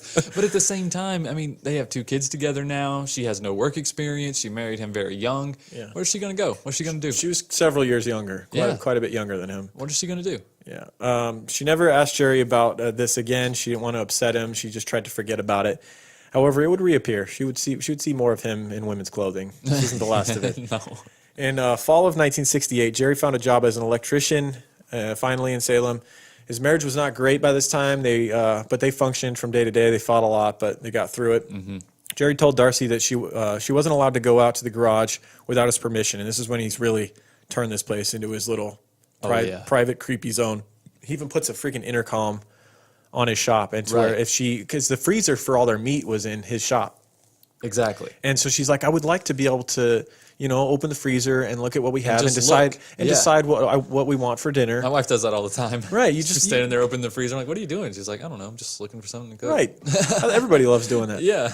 And that she was withheld from that ability to look in her own freezer because, God, it's got to be torture. Seriously. And so he told her, like, if you need anything, just ring the intercom and I'll bring it to you. It's no big deal. Yeah, it's not like he could take a picture of it on his phone and send it to her. Like, here's what's in here. The laundry was in there too. She had to ask for permission to go in for the laundry.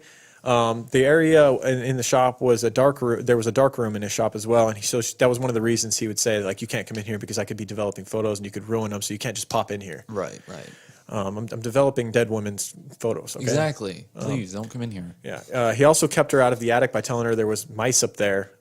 When in reality, this is where he stored most of his bras and his panties and all of the high heels and all of that stuff. He would even go as far as to make Darcy call him before she came home if she went to a friend's house, like just home, not even to the shop. Just if she was gone, she has to call when she's on her way home to let him know. Just a heads up. If you got any and if she didn't dead call women for a while, he would call like her friends and like check up on her. Be like, hey, is Darcy still there? Right. You know what? Has she left already? What time did she leave? I'm in a bit of a middle of something here. I just don't want her to stumble home. I wanted to stumble upon this. Yeah. So 4 months later, after he finds this job in May of 1968, he dressed in women's clothes and went to a parking lot garage. And this is, you got to think the first killing was it just kind of came to him. Right. It was an opportunity, and it opened the doorway to murder now. And now I think he's going to actively start making it happen. This is when he's taking yet another step from an opportunity killing to now he's going to go hunting. Yep. Yeah. And so in May of 1968, he dresses in women's clothes and goes to a parking garage outside of a department store to wait for his next victim. Bold move. Middle of the day, popular department store. And he noticed that there was like this area in the parking garage, I believe, where it was kind of secluded, and this is where he could get them. Yeah, because it was outside of the store. It was separated from the mall or the store with a large metal door. Yeah. There's a lot of noise and traffic inside the store. Yeah. It just seemed like a dark hidden place. Yeah. Perfect place to And catch he dresses in women's clothing to make any woman that would be walking through the parking lot a little more at ease. If they see another woman, they're not quite, their ears don't perk up as I don't know much. how much they bought that it was another woman. Yeah, but, I mean, yeah. He's a big goofy dude. I imagine he maybe in your peripheral wasn't the vision cutest or woman you ever seen. one eye closed, squinting through your hands. Right. Yeah. Yeah, and so while he's up on the parking lot looking for a victim, he spots 19-year-old Karen Sprinker. She was on the way to meet her mother at the department store for lunch. There was a restaurant there, and she was very, very reliable. Karen Sprinker. Oh, man. She was destined for success. Destined for success, yeah. She had a very bright future, and she always was like, she was a great daughter. Her parents always knew exactly where she was going to be. I mean, this is pre-cell phones and all that stuff, but her mom knew if they made a lunch date for 12 o'clock, she would be there at 12 o'clock or a few minutes early. And so her mom right away, at 12:05, starting to get nervous, watching the door. Mm-hmm. Karen's not showing up, and it's because Jerry had abducted her at gunpoint, and she made the mistake of going along with it, just saying, I'll do whatever you want, just don't shoot me. Right. Whereas with the type of violator like Jerry, the type of predator, in a public setting, you need to make a scene. It's always better to make a scene. Yeah. It's always better to fight, scream, punch, kick, whatever the fuck you got to do, it's always better. You always have a better chance. Because I mean, you have to think of the motive of like, why would he take me anywhere? He's not doing this to go play cards. You know, this is. And is he going to shoot me with the gun going off in this public place? Like, right. Yeah, maybe, but much lower percentage than. You have much higher success rate than if you go with him. Right, willingly. and even if he does, you have a chance of surviving the gunshot, and he's probably going to get caught. Yeah, and this is a point. This is a point that Ann Rule made over and over again throughout this book. Was there was a couple of survivors that he had gone after in daylight, and the ones that made a scene and fought him in public got away and they lived to tell the tale later, and the ones that went willingly with him did not. Exactly. You know, it's not going to be 100%, but unfortunately, when it comes to Jerry Brudos and a lot of people like him, it was 100%. The ones that went with him didn't live. The ones that didn't did live. So she went with him, and he brought her back to his workshop. He got her in his car and drove her back to the workshop, where he made her try on a variety of clothes, underwear, bras, made her pose for all these photographs. There's one photograph that you can now find, and it's one of those famous photos. Unfortunately, it's very, very sad that you see her face and you know that she died shortly after this. Right. And it's an interesting look she had, because she didn't look scared necessarily. I can't describe it. You just have to look up the Karen Sprinker photo. Yeah. And she's not nude or anything. You just see her face, and it's just very eerie to know that she died very shortly after that. Because once he was done taking photos with her and he was satisfied with that, he then raped her and strangled her by, he put a rope around her neck, and he had a hook on the roof, and he had a come-along pulley. Yeah. And so he put the rope around her neck, and he slowly cranked the pulley until she hoisted her off the ground. Until she was hanging. Was she the one that he then went inside, or was that later? One of the girls, he went inside and like ate lunch while they were hanging and dying in there. Horrible. I think it was because he wasn't worried about her trying to get down or trying to run. Like he just wasn't worried. He felt like he was in complete control over her. Yeah.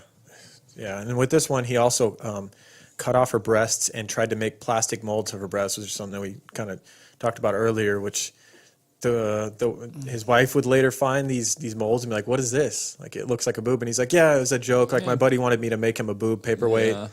And of course, they didn't turn out because he doesn't know what the fuck he's doing. Right. And so they didn't dry right or whatever, and he would later complain about it. God, the way he talked about that in the interview was so the only thing he felt more remorse for the fact that he fucked up the boob mold than he had killed the person. Yeah, he's like, I just needed more of this, probably less of this, and it probably would have turned out like better. The detectives are going to give a fuck about your failure on your boob mold, you sick piece of shit. Yeah, exactly. Yeah, and so when he was finished with her, he tied her to a car engine just as he had done with Linda and dumped her in the river as well. And when she would later be found, he had put a larger bra on her, right? One of the ones from his attic that he had had for a long time, and stuffed it because when they would take that bra off, they would discover that her breast had been cut off. Exactly. Now, 6 months later, in November of 1968, 23-year-old Jan Whitney was driving home from a friend's house when she vanished. Jerry had been driving down the I-5 freeway. We talked about the I-5 freeway killer. It's the freeway that goes all the way up the West Coast, up into Canada to Mexico, yeah. Yep. He was driving down the I-5 when he spotted Jan stranded on the side of the freeway. Her car had broken down. He offered to drive her to his house so that he could get some tools to fix the car. Now, this is one that he later told the police that there was two hippies that were with her, right, that had stopped to help her. Yeah. And he drove with her and the two hippies, and he dropped the hippies off, and she was willing to go back to his house to get the tools or whatever. He said he was going to fix her car. But, I mean, it doesn't matter, but those two hippies. I think she was giving them a ride, and then her car broke down, and then he picked up all three of them. Okay. And then took them where they needed to go, and then told her that he needed to go get some tools, and then he would bring her back. Police were kind of mad because they'd put out all these missing persons things, and these two hippies, if they really did ride with this girl, they never reported that this guy had picked him up and they rode with him with the girl. Maybe they didn't hear about it. And who knows? They could be states away by now. Yeah, they're hippies. They're fucking floating around. They're drifting. Yeah, they're not getting Amber Alerts on their phone like the fucking... That's true. Yeah. Yeah, so she agreed to ride back to his house, and when they arrived, he told her to wait in the car while he went to get his tools. He let his let his wife know what was happening, is what he told her. His wife, however, was not actually home at the time. When he got back in the car, he sat behind her like a mob hit. He got in the car behind her, Would that not be alarming to her? Like, why are you getting in the back seat? Like, what the fuck? I don't know. He asked her to turn around and close her eyes and explain to him how to tie a shoelace, and if she was instructing a blind person, and so like a game, kind of like a what was his name, John Wayne Gacy type game. Remember the handcuff game he would do? God. It sounds like it. Yeah. God, it's so eerie though, dude. You just met this guy. He's offering to help you, but he's taking you into his private garage. He's now got in the back seat. And he wants to play games now. Like, well, wait now. Now he was with her in the car for like an hour. Yeah. So they got to know each other a little bit. he's a sociopath, so he knows how to make a They person. got to know each other a little bit. So playing these games, she may have been a little more trustworthy. Yeah. You see what I'm saying? She'd been riding with this dude for a while, and he's offering to help. And Yeah, maybe she just, because she felt grateful that he was helping her. exactly. All right. You know. I'll play the game for a minute. Exactly. Let's get on with it. And while she was reciting the steps, he slipped a leather strap around her neck and pulled it tight. He then closed his end in the back door of the car, so Jen was unable to move as she was being strangled. So he basically had the car strangle her by pulling it tight and closing the door on the strap. And he left her in there for a minute. Yeah, he walked around the front of the car, turned her around, and raped her as she died from behind in the car. It's just, God, this guy is just getting, he literally got like worse with each one. Yeah, Imagine he had he not gotten stopped, the kind of atrocities he would have been committing to these women. He was getting off on, now this is torture at this point. Yeah, He's it gone is. from breaking, steal, theft. He's like a sadist now. Theft Yeah. to rape to murder to torture and then murder. If it would have been allowed to keep going, I think he would have eventually created his torture chamber like he always wanted as a kid, or he would have had some off the grid shed or something where he was keeping these women barely alive. Right. It would have been one of those cases. He's becoming a sadist. Yeah, absolutely. Yeah, he then, once she was dead, he then hung her body up using the same rope and pulley he had used for the other women. She was there. She was left there for like, I think 5 days. He even made plans and like went on a vacation with his family. And this is when some crazy shit happens. It was around Thanksgiving, and she's hanging in his garage, and they go on a getaway vacation with the family. Right. He leaves her hanging in there, and a freak thing happens on his street. A car accident occurs in which a car had gone out of control on the rainy street and crashed into his garage workshop where this girl's hanging, punching a hole in the exterior wall. So crazy. You would think this is like fate having him get caught, right? Yeah, this is exactly. like fate stopping this sick Well, fuck. every killer has their super Has close their call. moment. This has and got to be is this might be the closest. This is like a tie for me with Dahmer, with the boy escaping and telling like the neighbors and like trying to tell the cops after he'd like. Well, what about the time Dahmer had a couple? Well, he was questioned one time in his apartment with a dead body on his bed. Right. Well, that was the room. same one. The kid had escaped. Yeah. And the cops were uncomfortable with the homosexuality of Yeah. it. And if they would have convinced them just that- walked around, they would have saw it. Yeah, he told them that they were having a lover's quarrel, so Yeah. they're like, okay, well, let's go back to your apartment, and they half glanced around because they didn't want to know what was going on in there. Right, they were so right. uncomfortable, and they left. That and this one are pretty close because Yeah. this is fate bringing the cops right to your shop where a girl's hanging. Yeah, exactly. Unreal. Like, so the police respond to the incident, and he's gone. So like he can't even he doesn't even know that the police are at his workshop. Yeah. There's a hole in the wall. Okay, to the police credit, you don't think that a garage that happened to be crashed into by a car would have a young woman hanging from the ceiling, okay? Like, Imagine though if they had looked in there and saw her, they'd be like, God damn, is this like every house on the block have bodies hanging in here? What are we dealing with? like what are we what kind of job did we get into? So what they ended up doing was that when they arrived, they investigated the accident and they kind of like walked the exterior of the shop to see the damage, but they really didn't want to go too far and invade someone else's privacy, obviously not knowing that they were dealing with a sadist murderer that happened to have his fucking shop hit by a car. Yeah. And so they didn't really like investigate too hard, and they notified Jerry of what had happened when he returned. They obviously didn't know the body was in there. Jerry cleared the body out and called the cops to come back out and do like an insurance report. Walked him around the shop after he had taken the body out. Yeah. Didn't see anything out of the normal. Right. He would later recall this incident, and he grew so bold because of this too. This really almost made things worse. Rather than it could have gotten him caught, and instead it just emboldened him because like these cops, he already thought he was smarter than the cops. Now he really did. It's like these dumbasses were at my shop where the girl was hanging. They still didn't catch me. Exactly. Just made him feel more untouchable. Yeah. And he later kind of laugh about how close they came. And this would have also saved a couple lives later too, unfortunately. Right. But I mean, you can't, like we said before, you can't play the if only game with investigations. No. Like you. It's just so crazy because he just lived on a normal residential street. How often does an accident occur where a car loses control and hits your shop? It's just like this could probably has never happened since. This happened in the 60s or whatever, and it's never. Right. I guarantee you, nothing like that's happened on this street again. Well, a friend of mine back home, he in North Carolina, a car ran into his house. Ran off he lives on a 2-lane road. It's like a country road, and it went off into his yard and smashed through his bedroom window, smashed into his bed, destroyed his bed, knocked it into the other wall while he happened to get up to go piss. No. Yes. That's the only thing that saved him. It was the middle of the night, and he got up to go pee, came back from going. While he was in the bathroom, he heard this car smash. Like his whole corner of the house, like a brick home, the whole corner had to be redone. He would have been killed.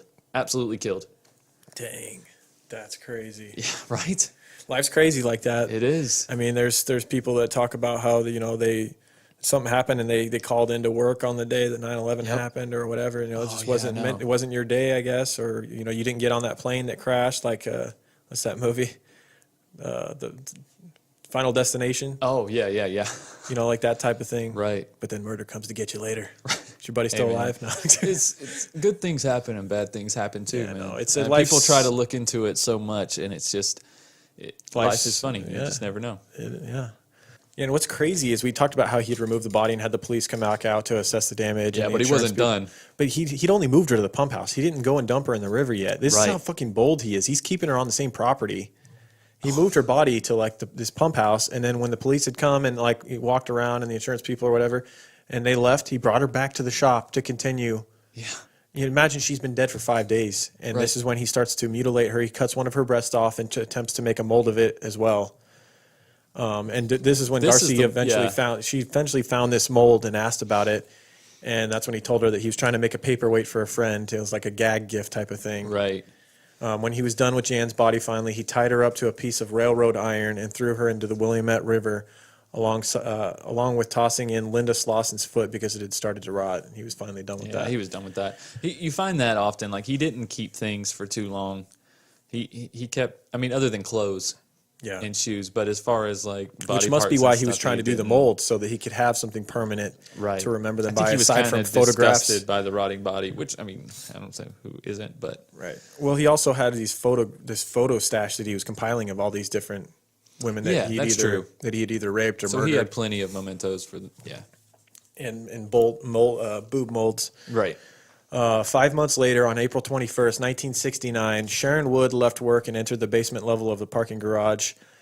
Unknown to her, Jerry was lurking. He approached her with a pistol and told her not to scream. Instinctively, she did the opposite. Yes. And decided to fight him. This is what we're talking about right here. This scene is intense. Seriously. In the book, the way they described it, they get into a struggle, and she goes for the gun at one point in time, and then he pulls the gun away from her, putting his other arm around her neck, and she just locks down on his thumb. Yeah, the book described it as she bit his thumb, right? And she got lockjaw on it. Yeah, but then because of the I've heard two other sources though, and Rule, I'm sorry, I've heard two other sources, including him. Jerry Brudos said that she got his thumb stuck in his trigger guard, and it was twisted up. Yeah. And he couldn't fire the gun, or he couldn't really do anything. And then she said, I think she later was interviewed and said the same thing, that his thumb got his thumb stuck in the trigger guard of his gun.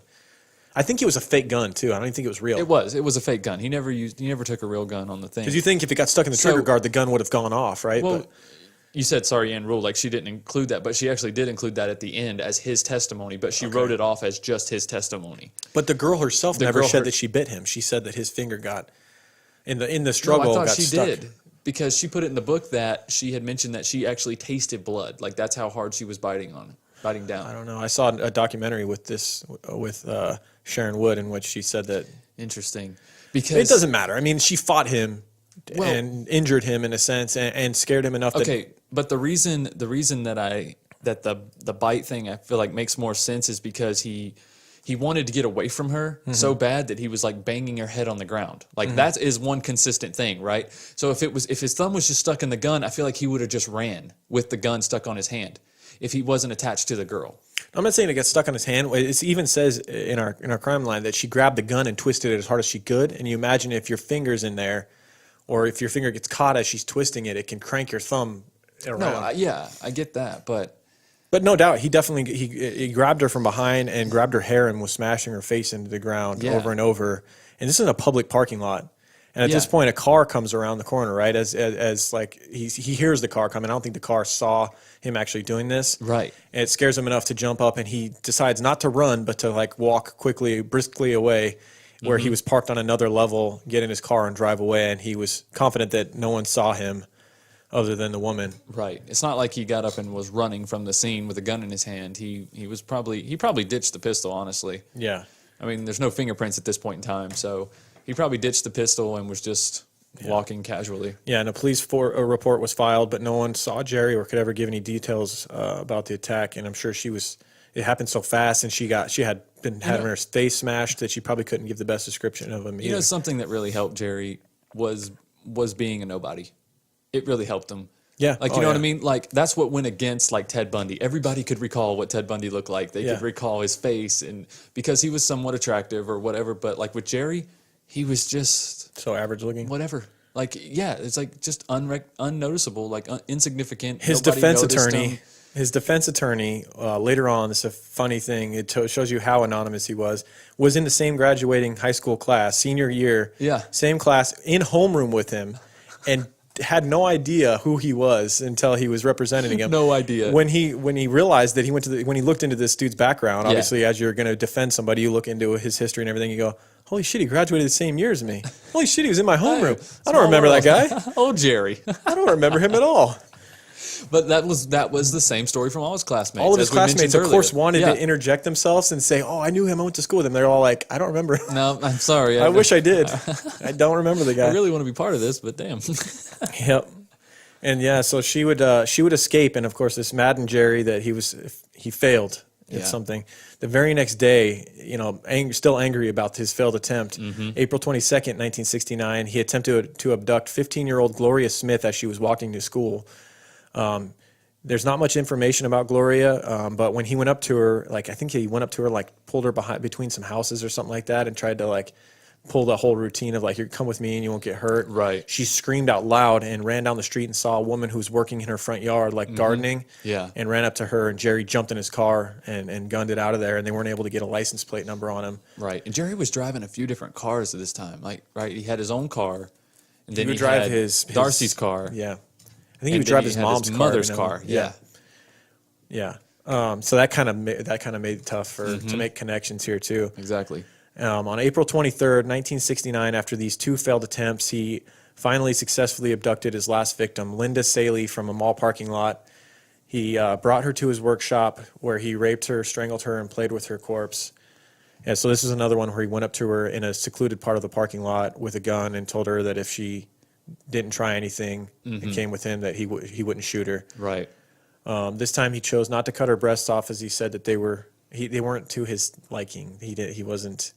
I think he was upset with the contrast of nipple to skin ratio. They were too pink, that sounds so weird, but yeah, it's basically his reasoning for not doing it. This one, however, he tried something new, and he's taken his experiments with these here we go. bodies Bob to the Burdella next shit level. right here.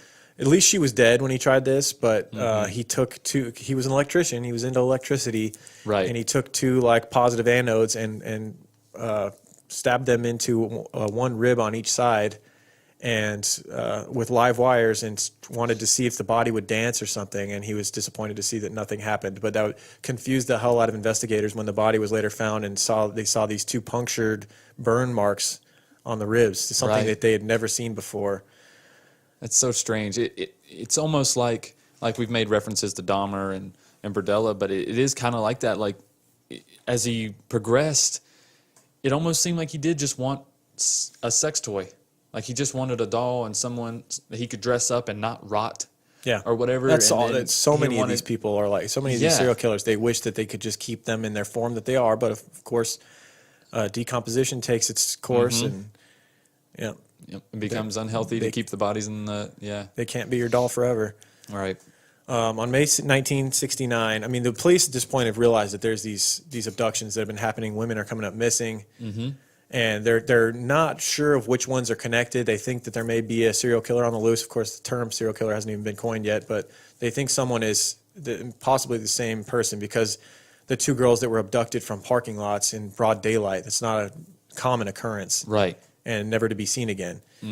And they needed a break like this to happen. And in May 1969, a fisherman saw something peculiar in the water, something large and kind of solid beneath the surface. Right. And after closer inspection, he saw some hair, and he realized that it was a body. And after calling the authorities, it was discovered to be the body of Karen Sprinker. And they brought out divers to search the river more, and they were able to, the next day, find the body of Linda Slawson, both floating in the Long Tom River. Police then knew that they had a serial killer on the loose. They had someone it was definitely connected because they were both attached to heavy objects, either engine heads or and automotive parts as well. Automotive parts, and they were tied with the same way. They were tied with the electrical wire in the same fashion with the same kind of rope. Yep. And police. But the problem is, though, like you think that would be a very telling thing, but all the things that he used were mass produced. Like he was using, domestic like Chevrolet Parts. cylinder heads and shit like that. Like it's they're mass produced all over the place. It's not like it's a rare car, not like a Carmagia transmission or some weird shit. Right. Well, what was the main investigator that Ann Rule was in love with? It's not really that important, but one of the things he definitely suspected, he drew kind of like an FBI composition of a profile, if you will, right, of what he expected this killer to be like. Once he made the connections and knew that there was someone who was doing this regularly, he basically made a list, and this list was like spot on. He said that this person, he said this person would be an electrician. Nailed it. What were all the other things? There was bad relationship with his mother. Yeah. Hated women. Yeah. Wanted power, wanted revenge. Was going to be between 25 and 30 most likely. Which he was 30. He was 30. He was right in the middle, right smack dab, because I think he said 25 to 35. Right. Or 25 to 40, something like that.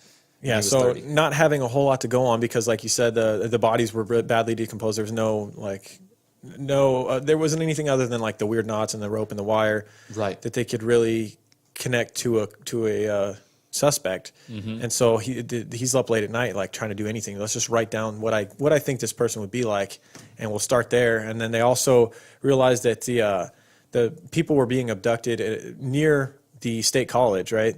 Right. And so that's one thing they do is they know these are young women that are being abducted. So they think maybe if we talk to a lot of girls at the college, they'll have talked to a suspicious person that maybe that we can start there and get a suspect. Which is a great idea that we can work on. Yeah. Or get a bunch of potential suspects. And so they set up a room at the local college, and they just start interviewing tons of these girls. Right. They're setting up all these times, and they're interviewing them, and then most of it's useless information, ex-boyfriends being douchebags or whatever. Yeah, or just overly aggressive college boys they weren't necessarily violent, but yeah. However, they did talk to a couple students, and one of them in particular stated that she had received a phone call from a man who knew her name, who she had no idea who this person was. However, this person over the phone was asking to go out on a date.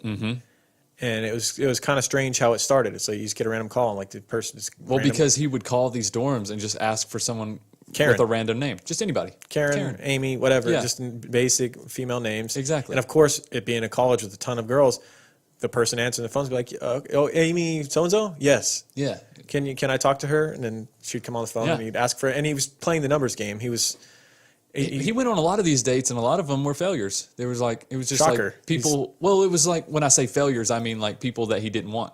You mean these women that he didn't want? He didn't want, or they were completely disinterested in a 30-year-old aging balding man. Well, he didn't give a shit if they were interested in him. Obviously, he was planning to kill him. I'm talking about like they weren't even his type or whatever. Right. So then he would never see him again. Right. Well, he was getting picky at this point. Yeah. Yeah, and so one of them said that she had actually gone on a date with him. She had gotten this call, and she thought it would be, why not? go out and have a Coke. They met up.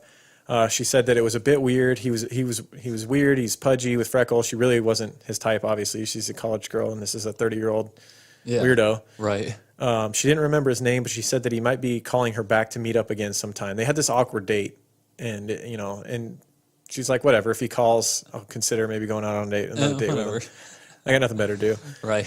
And when the police tell him, that this kind of like, this sounds like the type of guy that he would fit our mold. There were some things that he had said to her. He kept bringing up the missing girls, right, to her on their He date. did, On their yeah. date, he's like, aren't you scared like that? These girls are coming up missing, and like, Like, they he were just abducted wanted- near the college. He probably got off on her reaction. Oh, absolutely. If she seemed alarmed or afraid. When they heard that, when she told him that he had brought up the missing girls, and he yeah. like came up and massaged her shoulders, like, how do you know that I wasn't going to take you out and strangle you? He said that to her. That she found mildly weird. I think that should have found that a little more weird. She When he's literally got his hands on your shoulders, like 2 inches from your neck, and he's Right. talking about girls being strangled, and you just met this guy, Yeah. and you don't know how he knew your name, and he just called you at the college. Yeah, you would think that would be alarming. But, Yeah. yeah. Especially in the 50s when you can't even like Google somebody. You can't even like happen upon their Facebook page Right. or anything. Like, Yeah. yeah, that is creepy. Yeah, so the police they feel pretty strongly this could be their guy. So they tell her that if he does, she's like, I don't think he's going to call me. I gave him my number and he said he would call, but a lot of guys don't call, and I'm not expecting him to actually call back or whatever.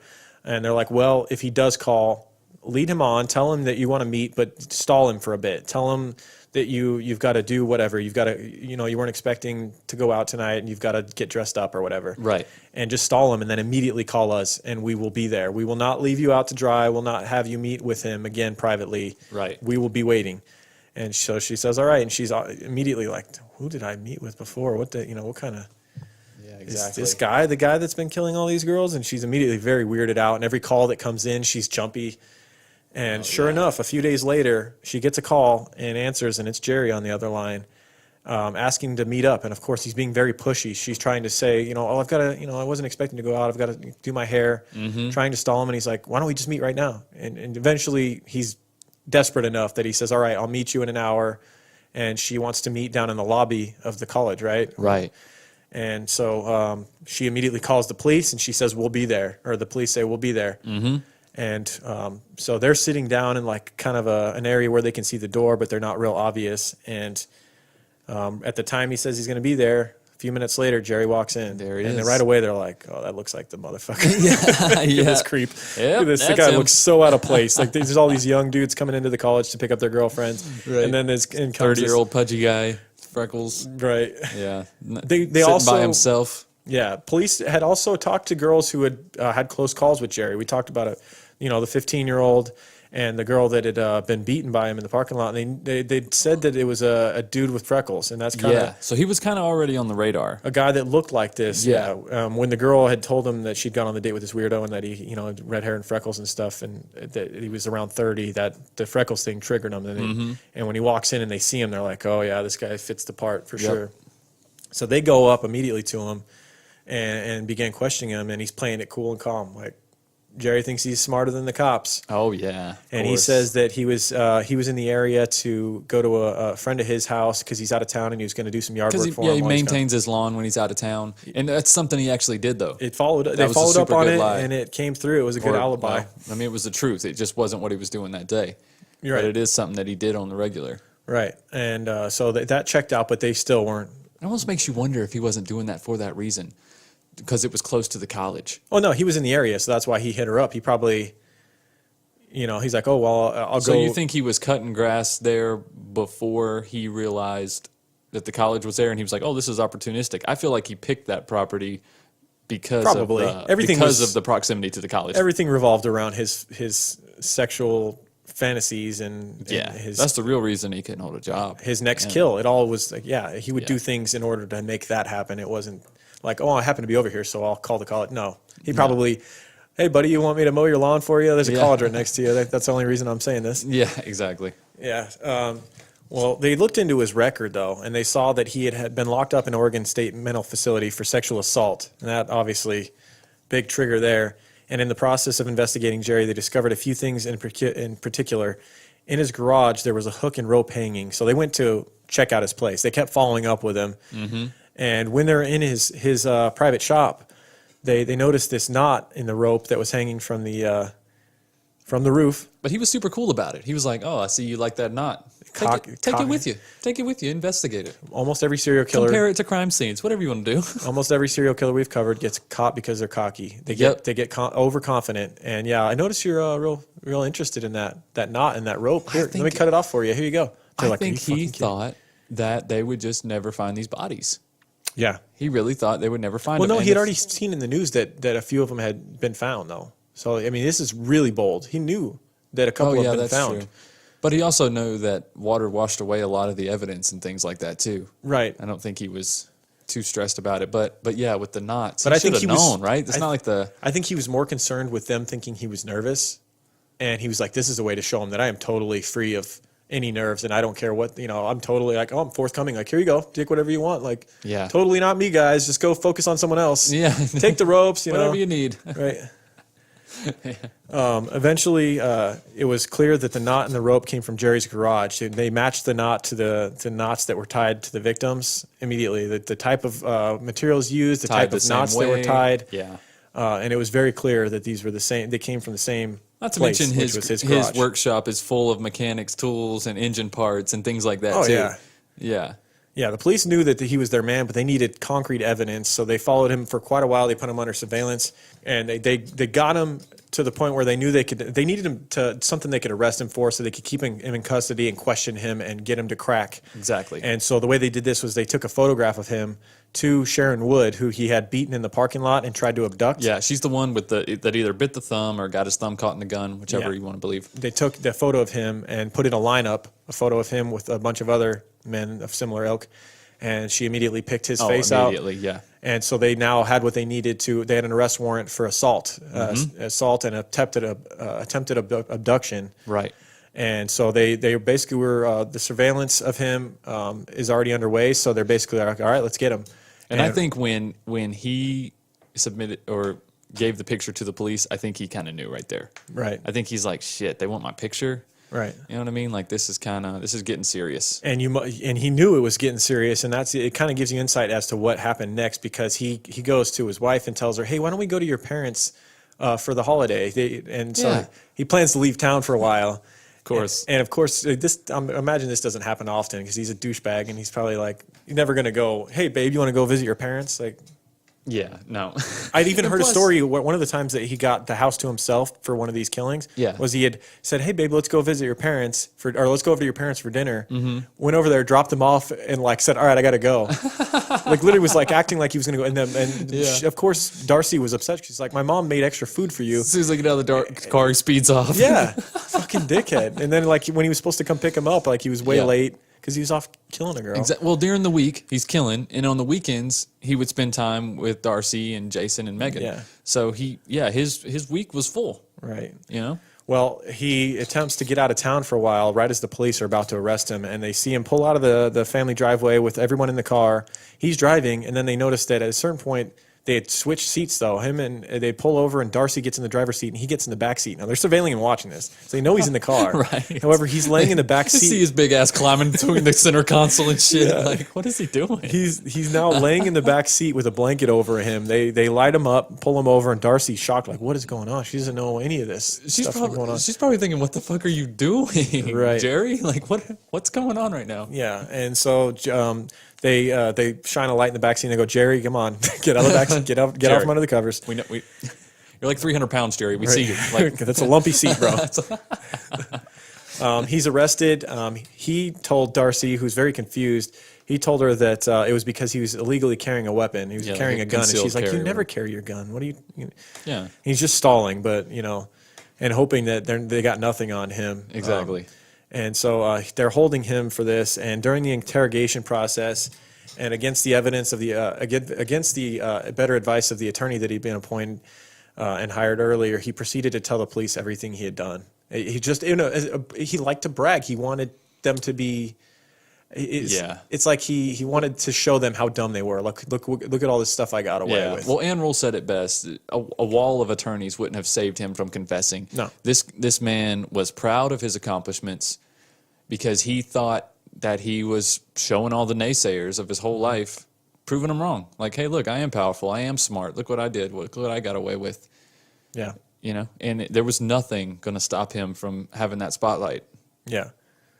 Yeah, and one of the biggest mistakes Jerry made was admitting to having stolen a black strapless bra, which was found on one of the bodies. That was Karen Sprinker's body that he put mentioned that on. the bra before the detective said anything. And they kind of made note of it. And they were like, okay, we'll come back to that. Yeah.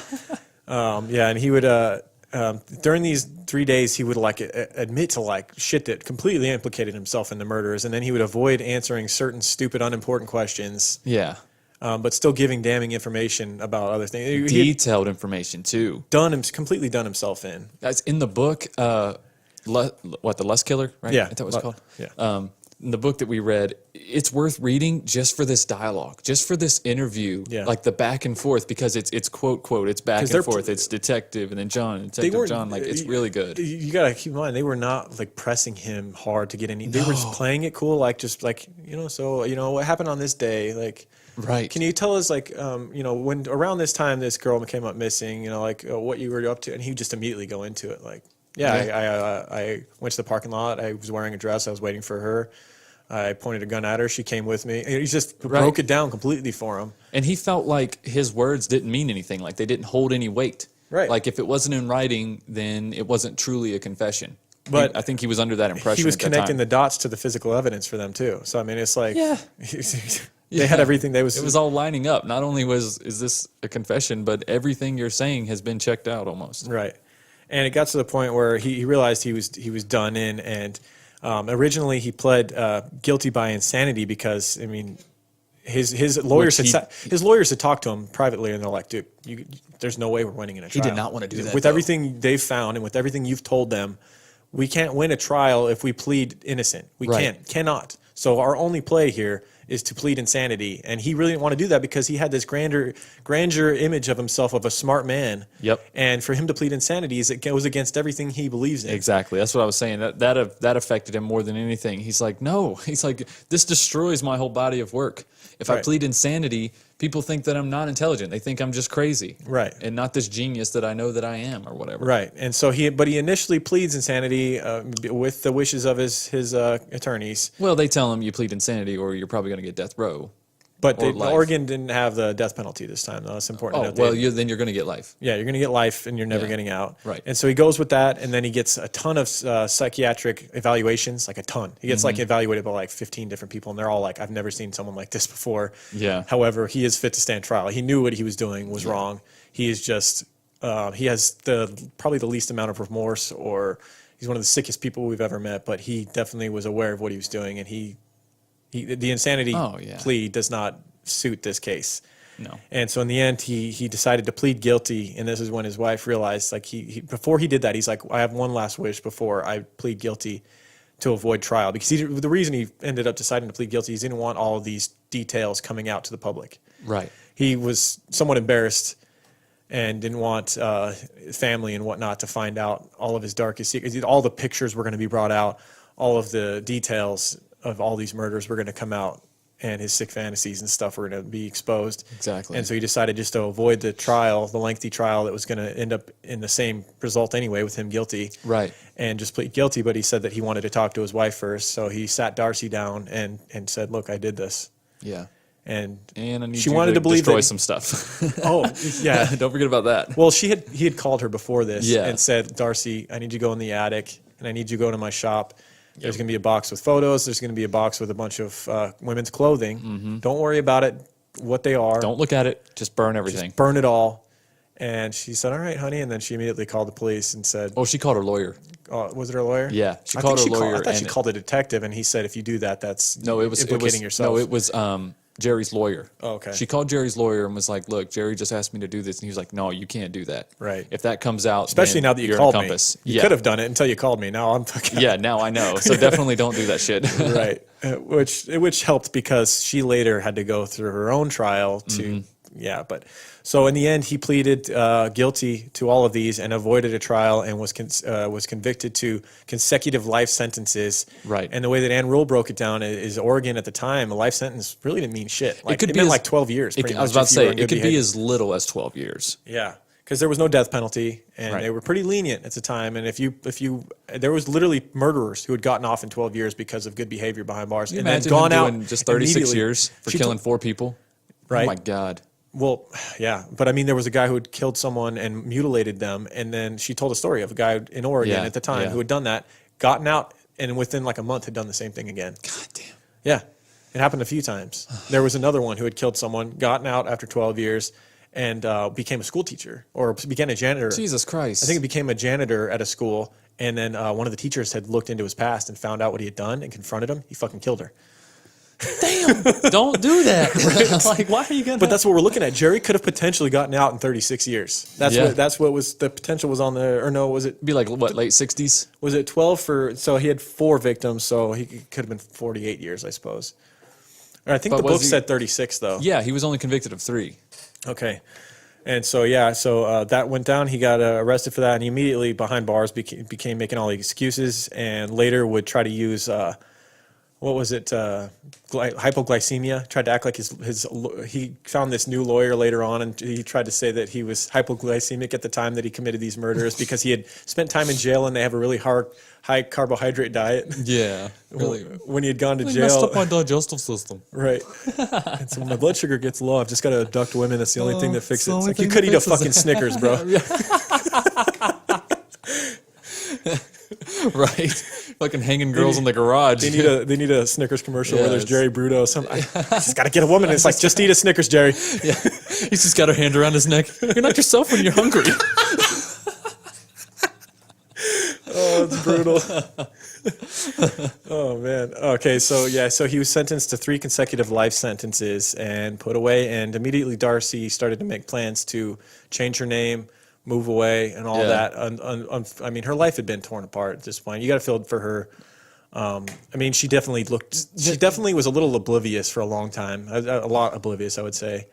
But nothing was as torturous as when Darcy had to go on trial, though. That's such Yeah, bullshit. So shortly after he gets locked up, this whole thing's gone public. It's a big story, and of course, people are trying to interject themselves. And this ends up with Darcy being on trial herself because a neighbor of the Brudos was kind of friends with Darcy, and she would Right. go over there and have coffee with this lady. And this lady's sister would be over there all the time at Darcy's neighbor's house, Right. visiting with her sister, and they would drink coffee and hang out. And Darcy would come over and whatnot. This lady was a bit gossipy and liked, bored, and tried to interject herself in Now, this. this neighbor bordered their property on the side of Jerry's garage. Yeah. That's also important to know. But there was a big tree there, supposedly, that blocked a view. There was Like, a cedar hedge. yeah. You know how big a cedar hedge can get? And they're evergreens. Yeah, so it doesn't shed. They're the never leaves. shedding. Yeah. Yeah. There were so many issues with her testimony. She comes So out many and issues. tells the police. She talks to her friend. She's like, I saw something. I saw Darcy helping Jerry move a body from the shop to the house, right? Yeah. With a sheet over it. But I saw that it was a woman. Right. And so their friends keep telling her, well, if you saw that, you need to go to the police. So she goes to the police and tells them, I saw Darcy Brudos help Jerry Brudos carry a body from his shop to the house. Right. And they had to follow up on it, and it ends up going. I don't know how that's enough to go to trial, honestly. It's totally not. I think it's just the circumstances of the murder, and it's also the brutality of the crimes. And they're thinking, I think that the police are already thinking, there's no way she lived in that house without knowing, Yeah, right? So she saw the boob mold. We know that she saw the boob mold. Right. So now here's the push over the cliff. It's like, okay, let's Yeah. bring Darcy. Well, and in. the public was starving for more details because it never went to trial, and they were frustrated that this thing never went to trial. We didn't get to have our big freaking show that we were looking Right. forward to seeing all these. Everybody wanted to know more, and I feel like that's a big reason why Darcy ended up getting persecuted here for this. Yeah, I and agree. luckily, in the end, after being brought to trial and having the old photographs of her nude that supposedly Jerry had gotten rid of, that the police found, got presented to the jury while she sat up on the stand. Oh my God. And she was, That's completely humiliating. subjected to all of this scrutiny when really she just chose the wrong man to be with. And it was very unfortunate. Her it was whole life awful. fell apart in front of her eyes. And then they even called their daughter Megan to the stand, and that was just Tried to get that was a desperate plea. Yep. Desperate. Luckily, the daughter didn't the implicate her in prosecuting anything. attorney was just trying to put The words in her DA mouth. was just trying to, It's just trying to put words in her mouth. Like it was awful. Yeah. 'Cause what was she, 8 years old at this time? Yeah, and I was so glad to hear that eventually they found her not guilty, and she was able me to move too. on with her life, and she moved away, and she got a new name, and she divorced Jerry from behind bars. Right. Jerry, meanwhile, was behind bars, getting by, surviving. He got his spine broken at one point. There was no details on how that happened. I just imagine someone body slamming him or something. Somebody tombstoned his ass. I mean, sex criminals are not the most loved behind bars. They're usually the ones he got like smashed in the head with a bucket, like a steel bucket or something at one time. Yep, and he was writing complaints about how the trial was unfair and how he didn't do any. He later went back on his guilty plea and said that he didn't do any of these crimes. And luckily, he spent 36 years.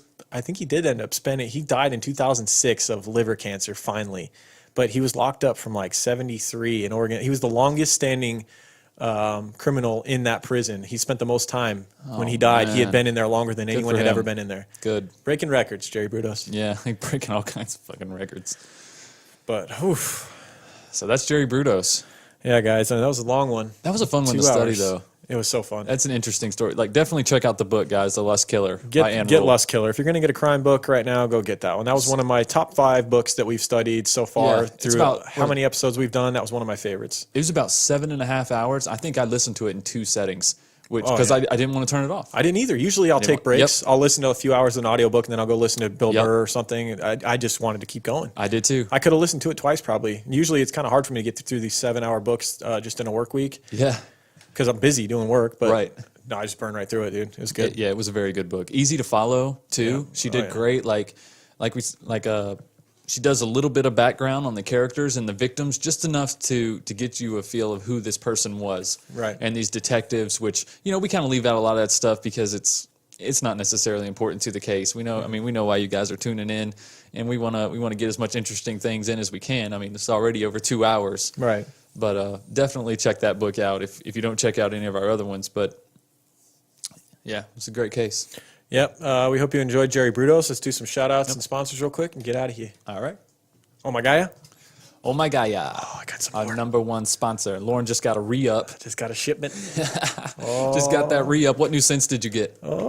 I got Fireside, which is amazing, That's which a actually good is one. not available for purchase right now. So Ooh, I've got that sorry. limited edition, dog. Exclusive. Y'all can't smell like me. I kind of like that. Kind of like that it's only me and you rocking Fireside around Vegas right now. Because it is honestly my new favorite immediately. Yeah, as soon as I opened, I was like, holy shit, this Yeah, is next Fireside's level. pretty good. Although- Wendy, you might have to make that a regular. I also got some True Crime Pine, which is incredible. Mm-hmm. For days when I'm feeling true crimey. Right. And Dreamsicle for my wife. Oh, yeah. That's a sweet smelling deodorant right there. Absolutely. All right, so you may be wondering, what is Oh My Gaia and why are we using it? Because it's an innovative all-natural deodorant, fragrance, and beard oil company specializing in paraben and aluminum-free products. Guys, if you don't know what aluminum does to your armpits, check it out. It's not good. Their innovative line of deodorants inhibit the growth of odor-causing bacteria while maintaining effectiveness. At Oh My Gaia, they use only all-natural paraben and aluminum-free organic ingredients. And like the scents that Lauren said, that she also has unscented, vanilla, cherry almond, sandalwood, lavender, lemongrass, Egyptian musk, coconut. Guys, Sandalwood is one of my new favorites too. I've been using that one while Yeah. I was out because I had a sample of it. Right. Sandalwood's amazing. there's a lot of great scents on here, guys, and the scents are pretty on point with what you expect. If you want to try it, get a scent that you're familiar with, that you know you're going to like, and I guarantee you're probably going to love it even more than you think. Yep. And then you can, if you want to try something else, let her know or whatever. But of course, we have our exclusive scent, True Crime Pine, as Lauren said, has our faces on it. That's pretty cool. Right. Collector's item. Right. You might want to just get it and just keep it and not even open it because Yeah, it could be worth something. You don't know. But if you order from her, use the code CRIMEGUYS, one word, CRIMEGUYS, for 15% off. And you can use that at ohmygaia.com, ohmygaia.com, or at shop_ohmygaia on Instagram. You can also contact her that way. Or I think at shop_ohmygaia on Twitter as well, or something like that. You guys can find her.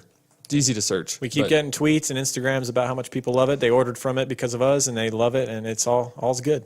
All is good. It's Everybody great wins. company. Everybody She wins. helps You're us smelling out. good. She's happy. We're happy. Everybody's happy. Everybody's happy. Right. All right. We got a few shout outs this week. I want to thank Jasmine in Anaheim, California for just ordering stickers. City of Angels. If you want stickers, go to truecrimeguys.com. Click on stickers at the top. Wait, was that L.A.? Anaheim. It's LA. Kind of. I mean, It's it's, like- it's an offset of. It's by Disneyland. Okay. Right, because like the Anaheim, Anaheim Angels Ducks, just became the LA Angels like a couple years ago. Anaheim Ducks can suck it. We own that division. Right. Anyways, Thanks for your donation, Jasmine. Yeah, but yeah, absolutely. if you go to truecrimeguys.com, click on stickers. We have what's the ones we have right now? we got the Galaxy stickers. Yep. We got the heart stickers. We have like a couple. Got a couple Galaxy Yeah, if you stickers. want- No, a couple heart. Oh, a couple heart I'm a ones. Okay, creeper. we'll reorder some of those with the Okay. headphones. We still got some OGs left. A couple. Well, I got Very quite a few. few. Okay. I got quite a few still. So we still got some of the OG Creeper vans. And of course, we have Gold Creeper stickers for $5 or above patrons. And you can become a $5 above Golden Creeper if you go to patreon.com/truecrimeguys. Yep. And $2 a month is the minimum, and you can get all the episodes. We got 15 episodes. 15 premium episodes. Got a new one coming up in a couple weeks. Should be fun. And you Get in are the, eligible for the monthly giveaways. Yep. On the 1st. It's a lot of fun. There's a lot of extra stuff there, and we're going to be as the podcast is growing, we're going to be doing more things on Patreon. Yes. We're talking about some other content that we're going to be releasing soon. Maybe me and Lauren doing some free flow stuff about documentaries and things like that. So be on the lookout for that. $2 a month gets you all that. Yeah, $2 a month, guys. Patreon.com/truecrimeguys. Right. Oh, also at the website, truecrimeguys.com, you're talking about stickers. There's also a new link to our new store at KingCustom.com. But if you go to truecrimeguys.com, there's a link at the top, says True Crime Guys Store. Click that, and you can follow it. We got all kinds of shit on there. Dude, there's some sick backpacks. And there's kids' clothes, too. So Kids' if any of you guys clothes. got... Baby- I know there was a baby family... creepers. There's a family in Australia. Yeah. We heard you. Right. And your prayers have been answered. There are now True Crime Guys shirts. You can get like the Galaxy or the... Much easier to Galactic navigate this headshots. store, right? Dude, way than the other easier. one on Redbubble. And there's a lot of... And what I'm hearing from the reviews and stuff, their stuff is even better quality, which Really? is... And it's cheaper. It's cheaper. And we Nice. make a little more, so everybody wins. Right. Right on. So check out the new store. Right. Get your creeper gear. Check Creeper gear. Check us out on Instagram, Twitter, at True Crime Guys, both of those. Facebook. Yeah, Facebook. Search us for True Crime Guys or True Crime Guys Closed Group, which is run by MICHEAL K., our amazing crime line creator. Yep. And also researcher for the podcast. Mm-hmm. Anything else? I think that's it, man. I'm tired. Yeah, it's a lot of Tired of shouts. talking. Let's wrap this thing up, man. Go strangle Another some great women. one. I'm getting a migraine. I think I need to go and... Yeah. All right, guys. We're tired of talking. We'll see you guys next week. Keep creeping. Keep creeping, Love guys. you. True crime guys, in the desert we like a mirage. It's okay if you clicked on us cause you thought we was True Crime Garage. Now we ain't mad at you, sit down, let us talk at you. I'm talking to the creeper army, we out here making murder, get murder. True crime guys, in the desert we like a mirage. It's okay if you clicked on us cause you thought we was True Crime Garage. Now we ain't mad at you, sit down, let us talk at you. I'm talking to the creeper army, we out here making murder charming.